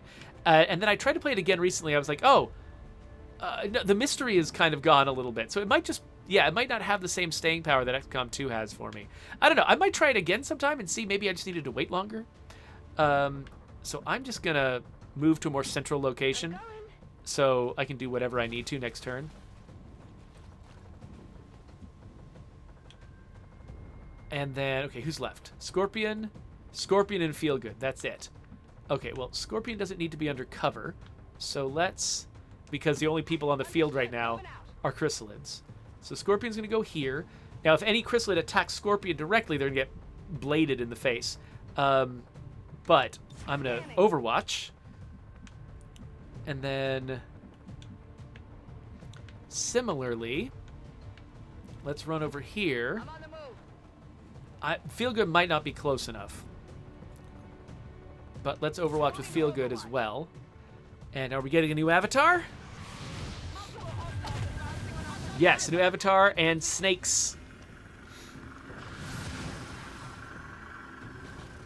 Zombie Brave Knight said, yeah, that's the hard part about having a solid story. Once it's told, it's told. Yeah, that's actually, you know, another reason why, like... Oh, here we go. You know, I'm still playing my own game. I'm still playing State of Decay 2 every week, consistently, and having a great time. I think if my game was only Heartland, I probably would not be able to do it the same way. Because Heartland is just such a specific story. Playing it again and again and again would probably be a little bit more maddening. Oh, come now, Scorpion. It's still moving. Yeah, do your job. Hostile neutralized. Okay, so far so good. Got one more chrysalid. What are we doing? Are we a little confused, game? There we are. Please attack Scorpion. Oh, no. Yes, missed. Sweet. I can't move. Okay, so if we can take down the Avatar... Let's see, who can we shoot with... Okay. If we can take down the Avatar, this is over. It doesn't matter who else we kill. Because this is the last Avatar. So let's... I'm going to advance with Stalker. No problem, boss. I'm pretty sure that Hitman couldn't possibly hit him from here.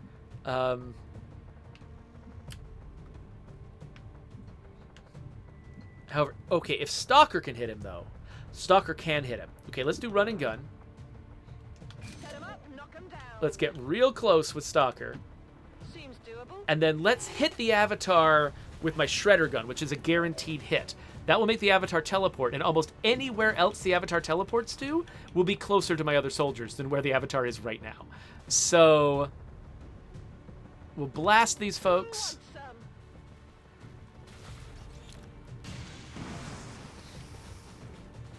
And then I think the Avatar moves. Yes! Oh, right into my backyard. Oh, that's amazing. Okay. Dual strike. Okay, so one of the features that they added with was it War of the Chosen that added this? The ability to have relationships between your characters. So I can do dual strike. So that this character and their bondmate will also shoot at the same time. Unfortunately, at 36% chance. That's not very good. I'm not sure who their friend is. That's so they've got this great idea, which is that I've got this bondmate that I can do stuff with, but I don't know who it is. Oh, it's Hitman. Okay, yeah. So I guess from back here with the Avatar undercover, that's why Hitman would have a hard time hitting. Okay, so that's not going to be a good move. So he's so close. I kind of want to just run up and hit him in the face. Like this. They'll take him almost all the way down with a 20% chance to crit. Now, what is the percent chance to crit with my shotgun? 28%, 26%. So if I got up close and then fired with it, it would be a slightly higher chance to crit. It does 10 to 12 damage. How much did this attack do? 10 to 12. You know what? I don't know if those odds make that much of a difference. I think I'd rather do this just because it looks cooler. So if we crit, that'll be amazing, but yeah, it's a smaller chance. Okay, so now we're going to teleport, and I don't know where to. Ooh, okay, that'll be tough to get to. But so this person can hit the chrysalids, can hit a viper, can hit another viper, but can't hit the Avatar. What about Fridge? Can Fridge can kind of get to a position where he can hit the Avatar. The problem with that is I don't think any of his abilities are likely to actually hit. Wait, saturation fire on all targets in a cone. Is that a guaranteed hit? No, it can't be a guaranteed hit. Rupture. No, I don't think any of it. So proximity mines, they do more damage than a lot of other explosives, but they don't hit immediately, which is, not going to help me with the Avatar.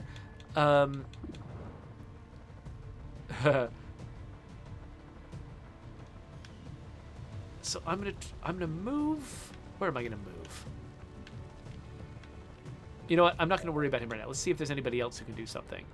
Like, oh, for instance, Feel Good has got Combat Protocol, which is an ability that does guaranteed damage regardless of cover. Now, can I get Feel Good close enough to use that on the Avatar? Roger that. If we get up here, I think I might need line of sight.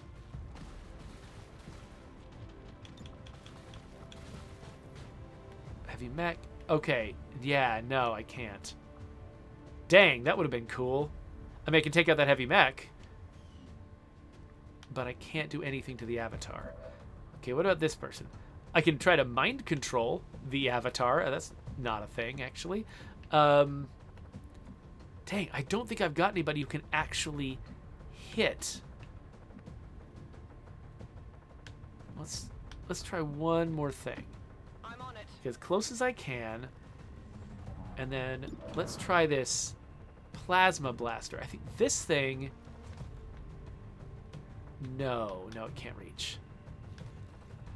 I can hit both of these guys with it. I mean, why not, I guess. We're near the end no matter what. So I'm no longer conserving my special weapons. Yeah, let's take that Viper out. Let's just take out as many distractions as we can. If we're not going to be able to kill the Avatar, On the margins. let's get this as much in our favor as possible. Scooch over here. That'll be okay. Oh, I should have moved up. That would have been smarter. Oh well. What does saturation fire look like? Okay, maybe. Okay, 16% chance to hit. So no. I mean, yeah, maybe that'll work, but not worth it. Let's see what the proximity mine will do. Like, for instance, what if these robots move before the Avatar does? Will they trigger a proximity mine that kills the Avatar? Damage to a friendly? What friendly? Oh, Stalker! Stalker's right there. Whoops. I forgot Stalker got so close. Okay, there we go. So, if the robots move before the Avatar and they step into that range, they'll kill the Avatar for me, which would be freaking amazing. I don't know what the chances of that are. I think the Avatar might just automatically go first. I'm really not sure. So yeah, let's use combat protocol on this guy because I don't have high hopes that that proximity thing is going to work, so why depend on it? Might as well reduce enemy attackers. And then the Avatar. My Avatar. I guess I'll just advance and Overwatch in case somebody moves into range. So he regenerates, but he's burning, so kind of cancel each other out. What's going to happen? Oh, nice! He moved and set it off. We did it! We trapped him! Without the Elder stabilizing the psionic network, everything's going haywire. That gate's not gonna hold much longer. You heard her!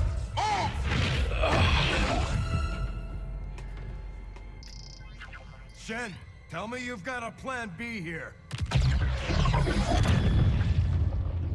Nice work.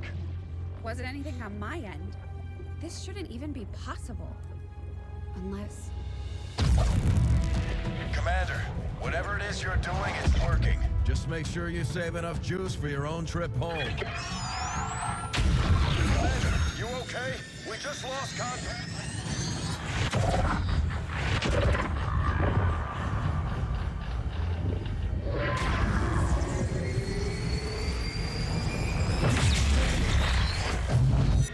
What the hell is happening here, Doctor?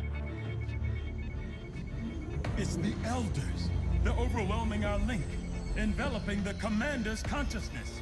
No. Sever the connection. I need my Do that, we consciousness. risk a complete overload.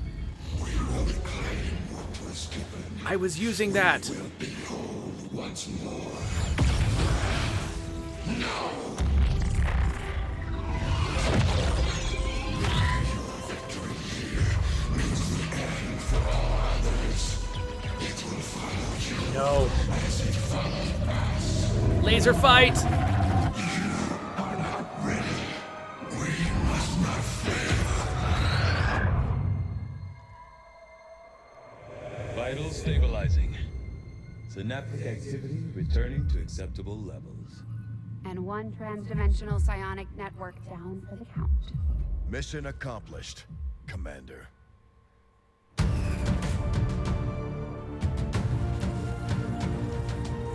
This is the Liberation Network broadcasting on all frequencies. Advent is in full retreat across all areas. Heavy fighting continues in the city's centers as Advent forces attempt to regroup. We're barely keeping up with the flood of refugees here, as people continue to desert the Advent-controlled city centers. Full curfew remains in effect as the administration deals with the ongoing crisis. To all of you in the occupied zones, hold your ground. Continue the fight. We promise you, help is on the way.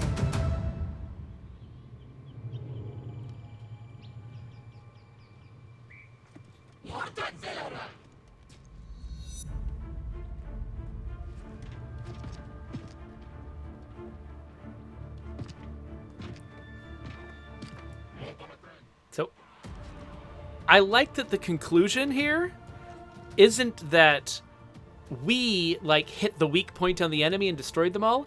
It's that we proved that they are vulnerable. And as a result, everybody else fought back. And that's what the victory is we achieve a public victory that inspires everyone else to revolt. So that's pretty cool. It is tough, though, that people are having to move out of the cities, live on the wild. Ooh, wait, here we go. Here's the Terror from the Deep reference. Got this whole undersea thing going on. But yeah, it is tough that, revolutions suck. Like, you don't get to live a cushy life in a city while you're in a revolution. You end up roughing it. And so there's a tough future ahead for these people. Partly because there's something horrible coming out of the sea. I get the impression that Advent's whole deal might have been preparing for whatever's hatching from the earth. We finally come in from the cold. Okay, so these are the factions from War of the Chosen. So I think this little addendum here was added as part of War of the Chosen to the original ending of XCOM 2. I'm getting there's a lot of endings here. Oh. Brothers and sisters, welcome home. Oh yeah, so because Mox's faction is like former Advent people. Oh, that actually kind of reminds me. Yeah, so Chimera Squad, I think, takes place after XCOM 2, and so things like after War of the Chosen. So events like these three factions, each having these like successful endings, is actually what leads into War of the Chosen.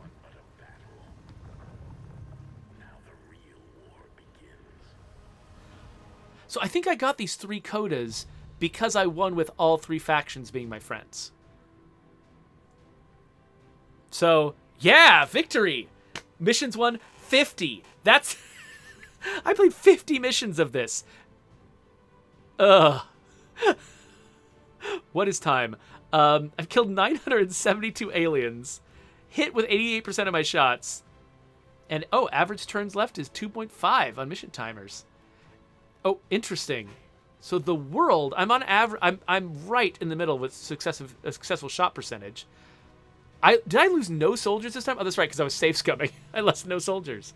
Most people lose 9 soldiers. Flawless missions. I didn't have as many flawless missions as most people. The average turns left, though, 5.16. That seems insane to me. Unless the average player is using an option to extend the turn timers. Because I can't imagine winning these missions any faster than I've been winning them. That's weird. That's weird to me. Huh. Well, anyway. Oh, hey, Bampy Bampy. Bampy Bampy says, this is my first time catching your main stream. Yeah, so usually I do, like, my own personal streams, the ones without the kids. I usually do those on like, lunch breaks. So I'm doing them, like, noon, my time, Pacific time. And so that's a weird time. People in, like, on the East Coast a little bit of the United States, or in, like, Western Europe, are usually able to make those. It's not a time that most people can watch a stream. And so, yeah, so I a lot of people, I have a larger audience that watch my videos later on YouTube than watch me live on Twitch. But I'm glad you made it to this one, because, yeah, on the weekends, occasionally I find the right time when I can actually do this, with on my own. The thing is, like, on the weekends, when I don't have work, the kids don't have school, there's a lot going on in this house, and there's just a lot I need to pay attention to, so I can't usually stream. Today, there's actually been enough distractions for other people that I actually could jump in and stream, so I'm glad you made it, Bampy Bampy. Oh, Bampy Bampy says that it's 4 a.m. Where they are, so they're only here thanks to insomnia. Yeah, a couple nights ago, I had a really rough time. Like, a combination of, like, I used to get night terrors as a kid, and occasionally I'll get into that same mental zone where it's just really hard to go to sleep because I'm scared and I have to, like, wake myself up in order to get back to normal and then go to sleep. And then once I'm awake, it's hard to go back to sleep. And then there was like a massive thunderstorm going on. So between the two of those, I was just like, I got like 3 hours of sleep, maybe, which was not as much as I needed to go on, but whatever. All right. Anyway, let me hit continue. Oh, wait, hold on. Chosen killed. So I killed all 3 Chosen. Most people do that successfully as well. Number of level 3 soldier bonds. I got more than usual. Ooh. I completed less covert actions. I used the faction heroes more.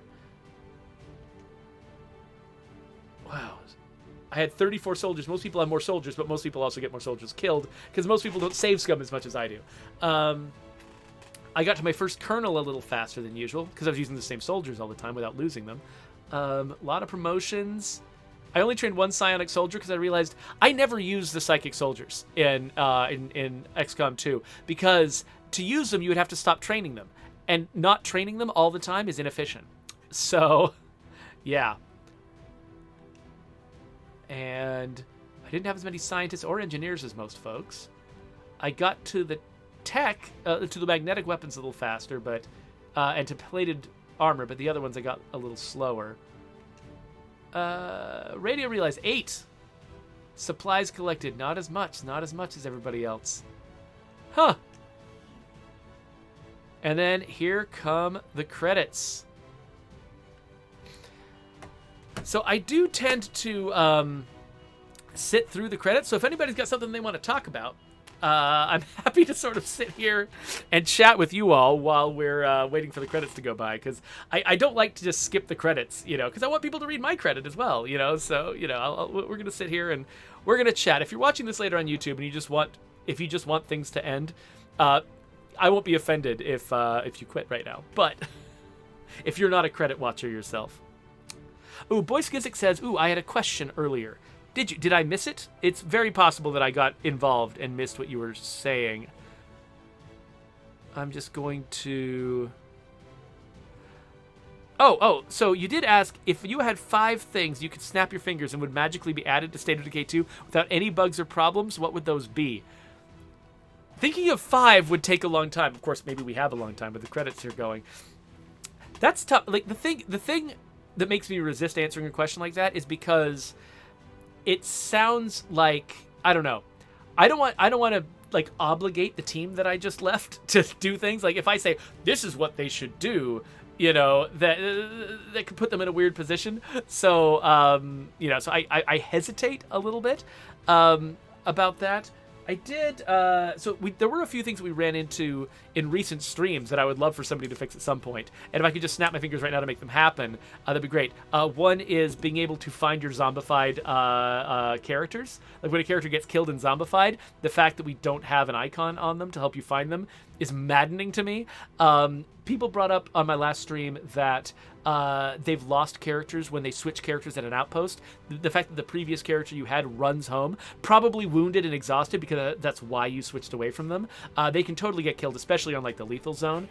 That's the thing. I figured out what I wish would happen in that case. I wish that when you switched characters, the character that you just were would just live at the outpost. They're just like, oh, this is my home now for a while. And then when you leave the outpost, or if you switch characters again, then the character just teleports home. That'd be so much safer. And I mean, you're teleporting them to you, so why can't you teleport them away? I mean, it doesn't violate anything we're not already violating in the game. Let's see, what else was there? There was other recent things that we talked about. I don't know. What else would I like? Here's one that we've talked about a lot that, it would involve a lot of new UX, and so we're probably not going to do it anytime soon. But I would really love it if you could find a car that you really like and mark it and just have, an imaginary NPC that you never actually witness drive the car home, so you've got it at your base now. So you could just sort of collect cars that way. Any ways like that you could use the members of your community a little bit better would be cool. But all of these things, these are things that are on the list, and just figuring out the right occasion to do them, because it's not just a case of like priorities, it's also who is available to collaborate with each other on the same feature at the right time. Like there's complicated logistical things that you have to work out, and so sometimes everyone on the team can agree that a certain feature is high priority, and everyone could agree with the audience, yeah, we should totally do this, but it could just still be the wrong time for a lot of complicated reasons. Yeah. I don't know how many that was. Was that 3? 3 is all I'm giving you. I don't think I'm doing 5.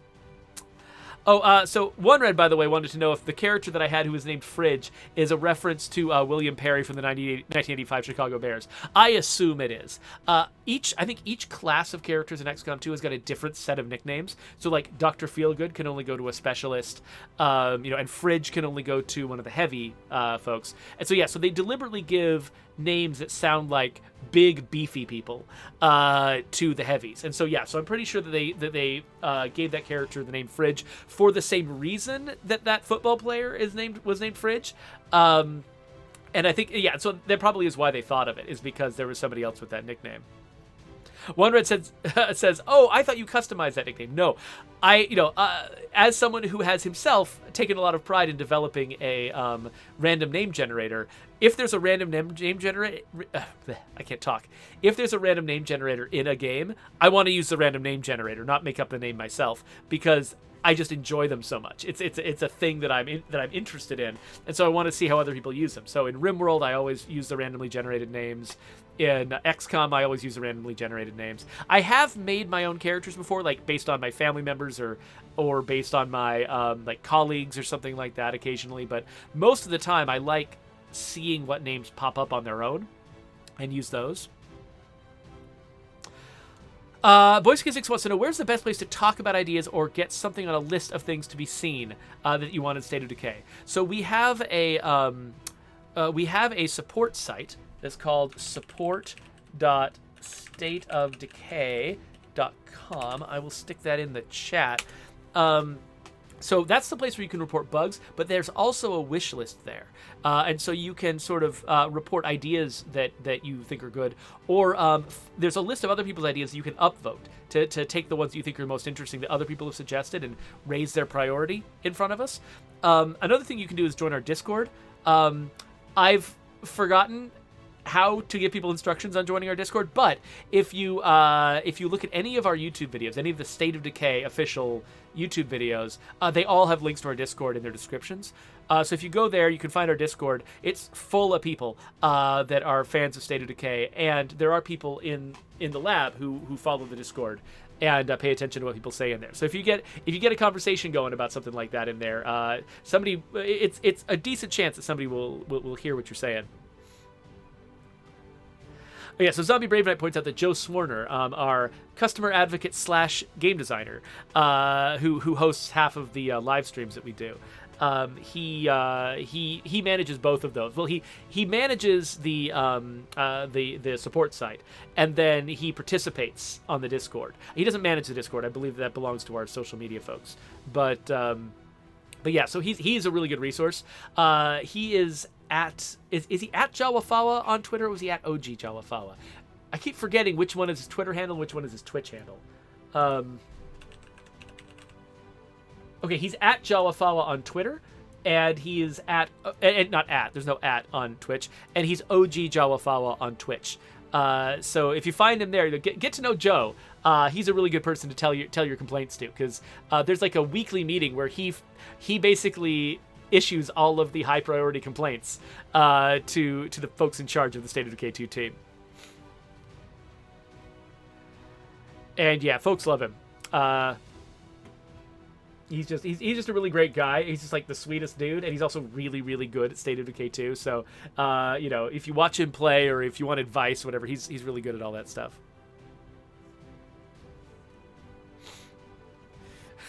La Coalición says, "Oh, time to send him more complaints." Yeah, La Coalición and the community that La Coalición represents they're very avid users of the wish list and support system. They find a lot of problems, a lot of them unique to their community. They're a Spanish-speaking community, and we actually have a fair number of localization bugs that unfortunately we English-speaking people at the company have trouble finding on our own. We have a few people who do speak Spanish at the studio, but a lot of them have jobs that don't involve pouring through the game and finding all the localization bugs. So we kind of depend on folks like La Coalición to point them out to us so that we can find them ourselves. We do have people who test in various languages, but some of them, they test a lot of different games in a lot of different languages, and they don't always have the deep familiarity with State of Decay that would allow them to recognize some of the problems that La Coalición has found. So I really appreciate them and their whole community for helping us with this stuff. Let's see here. So One Red says, I would like to see a skill called automation with a specialization in robotics and another is computer science, specialized in AI, and together they can make a machine gun turret. Yeah, so I did think about that at one point, that that it would be kind of fun to have some kind of auto turret advancement to your base, some facility you could build, or maybe an upgrade to the what's it called? Watchtower. That sounds kind of cool. Actually, I remember being really sort of inspired by the ones that were represented in the movie and book Congo, because that was pretty early to show like automated turrets. But as I've sort of researched, like AI and like what it's capable of and stuff, I've been pretty impressed at like what, there's a lot of things that AI is weird about, like art, like it does really cool things, but it's always weird, or that it's like really bad at, like just, imitating a human. And there's a lot of ways in which AI is still bad at imitating a human or doing a lot of very human specific jobs. But one thing it's really good at is physics. Because physics is predictable. I mean, it can be chaotic. If you get things like wind to worry about, it can get weird. But a lot of stuff with physics is pretty predictable. And so ballistic trajectories, it's just really good at aiming and firing guns, which is terrifying a little bit. But there are automatic, like sort of automated AI guided guns out in the world right now that can shoot artillery shells out of the air, which is madness. But it's actually one thing that, whenever I watch like say a Terminator type movie, or like a Star Wars movie with droids or something like that, anytime a robot takes aim at someone and fires at them a few times and just keeps missing while the human is just like, oh no, I've got to run directly away from you and not get into cover, I'm just like, that wouldn't happen. The robots we have now could just hit you every single time. They would turn on you, take one shot. If there was some unpredictable factor they didn't take into account, they might miss the first shot. They will definitely hit with the second shot every single time. And part of me kind of wants to see a Terminator movie that's like that. A Terminator movie where basically the robot never misses. Where it's like the only way, like if you ever let yourself get into a position where the robot can see you and wants to kill you, you are dead.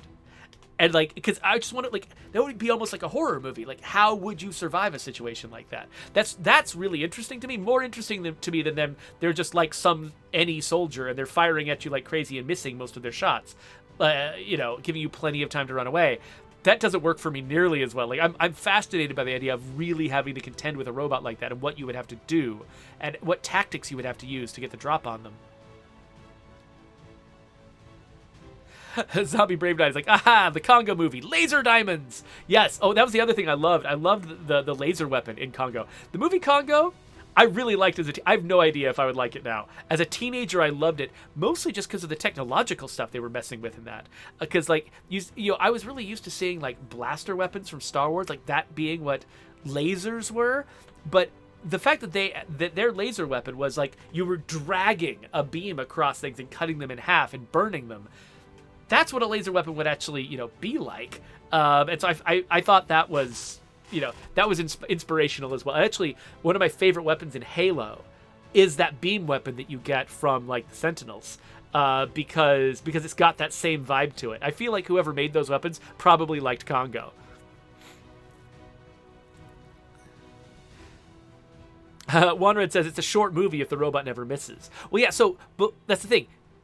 To make it not a short movie, you got to figure okay, well, that means you have to make the robot not see you, or you have to make the robot be confused by you, or you have to have it think that you're a friendly, or something. Right? Like there are definitely things that you could have the characters do to try to overcome the advantage that the robot has, and you could make a whole movie about it. But it'd just be people having to do different things, solve different problems, make different choices than you've seen in other movies, which would totally justify the existence of the movie. I want to see that movie because it would be so different from everything else. It would really. I love shows that do that like sort of take a topic but approach it in a way you've never had before. That's actually excuse me.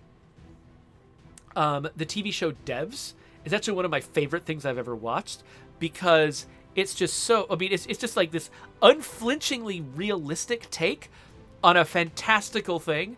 Like, basically, I don't want to spoil what is really going on under the surface, but basically, they've invented an AI that can do a thing that I don't think an AI could actually do in the real world. Like, no matter how advanced we get, I don't think this is actually possible.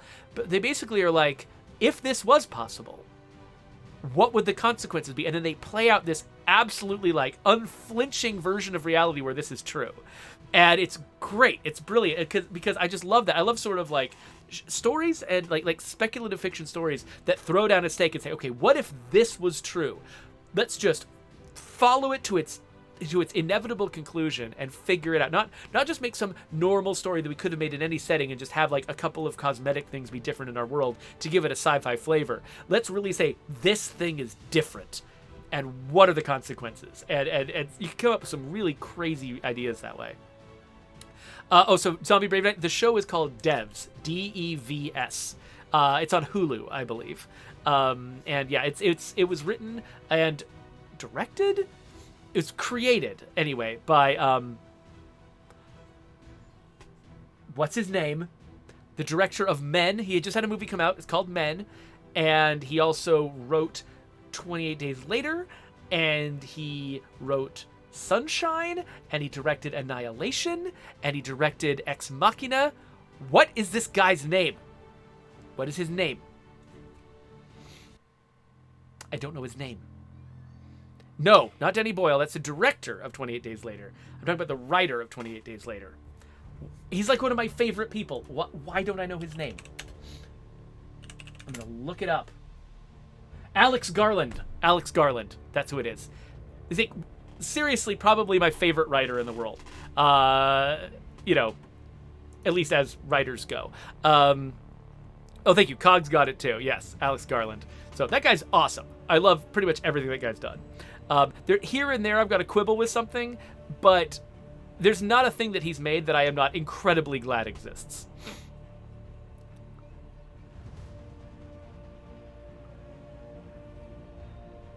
Oh, interesting. So La Coalición has been running a DayZ server, and apparently anybody who approaches it they've made such an elaborate base that anyone who approaches it with inadequate hardware will actually suffer from so much like so many frame rate spikes and things like that they actually can't function. So it's a very defensible base, taking advantages of the weaknesses in your reality to defend yourself. That's pretty good. Oh, so Coalición says that his favorite writer is Max Brooks.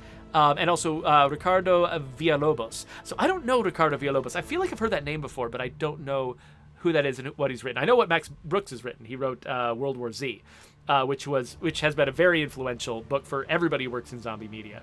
I have not made it through his Sasquatch book, though. If I ever do make a Sasquatch survival game, which actually I kind of want to make a Sasquatch survival game. What would a Sasquatch survival game be like? Like, okay, so a zombie survival game, you are the disadvantaged, like, minority population. You are the human population, which is very, very small, and the world is full of zombies, and they control the world, and you're trying to survive in a world controlled by them. If this was a Sasquatch survival simulator, you would be the Sasquatch, who is also a tiny minority population trying to survive in a world dominated by humans, which are these scary monsters that will totally do terrible things to you if they ever catch you. And that just sounds fascinating. Like, you could do like a survival game like Ark or something like that, where you're like living out in the woods, trying to like invent technologies and build stuff and survive. But you're a Sasquatch, and if humans find you, they will murder the crap out of you. And so then you've got to like fight humans, and then if you kill a human, though, you've got to like make sure you take care of the remains. In such a way that other humans won't find them and trace them back to you. So you gotta like cover your tracks, and like as people keep disappearing in your woods, it gets worse and worse and worse. So maybe you want to just use stealth to survive. And so like you can use violence, which is a quick way to solve a lot of problems with like hunters and things like that. But if you do it, you'll just have more and more humans coming after you. And so you can go for the stealth method and just never let them see you. But then there's photographers out there who definitely like, you know, they're not going to hurt you, and so they don't, you know, deserve to die. It's like more maybe of some kind of moral penalty if you kill them, but they're the ones who are definitely going to bring a lot more people because if they can capture pictures of you. I want to make this game now. Sorry, nobody came here to hear me fantasize about making Sasquatch games. I am totally writing a proposal about this, though. No one's going to make this. No one wants to make this, but I'm going to write a proposal for it anyway. Okay, so Coalición says, Ricardo Villalobos writes, like, weird stuff that has kind of the Malcolm in the Middle vibe. Interesting. But they all take place in Mexico with Mexican-type problems. Now, that makes sense.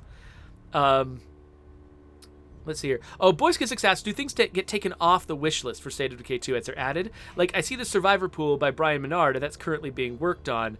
Yeah, so things do get taken off. Basically, if something goes onto the wish list and doesn't ever get upvoted and just sits there for a really, really long time, and it's still on, like, page, 25 after being there for months, Joe will clear that stuff off to make room for new stuff.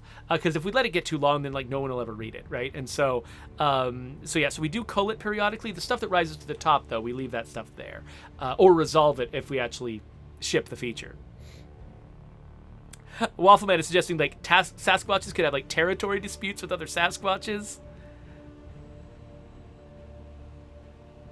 And if thank you for your pun. That's great. Okay. So I have been doing. The credits ended ages ago. I was just so into that Sasquatch idea that I couldn't stop. All right, but we should wrap up this episode for the folks who are watching later on YouTube. So there you go. There is a subscribe button. I'm not going to be playing any more XCOM 2 War of the Chosen because I've won. I'm going to delete it. So here's some other videos about other games.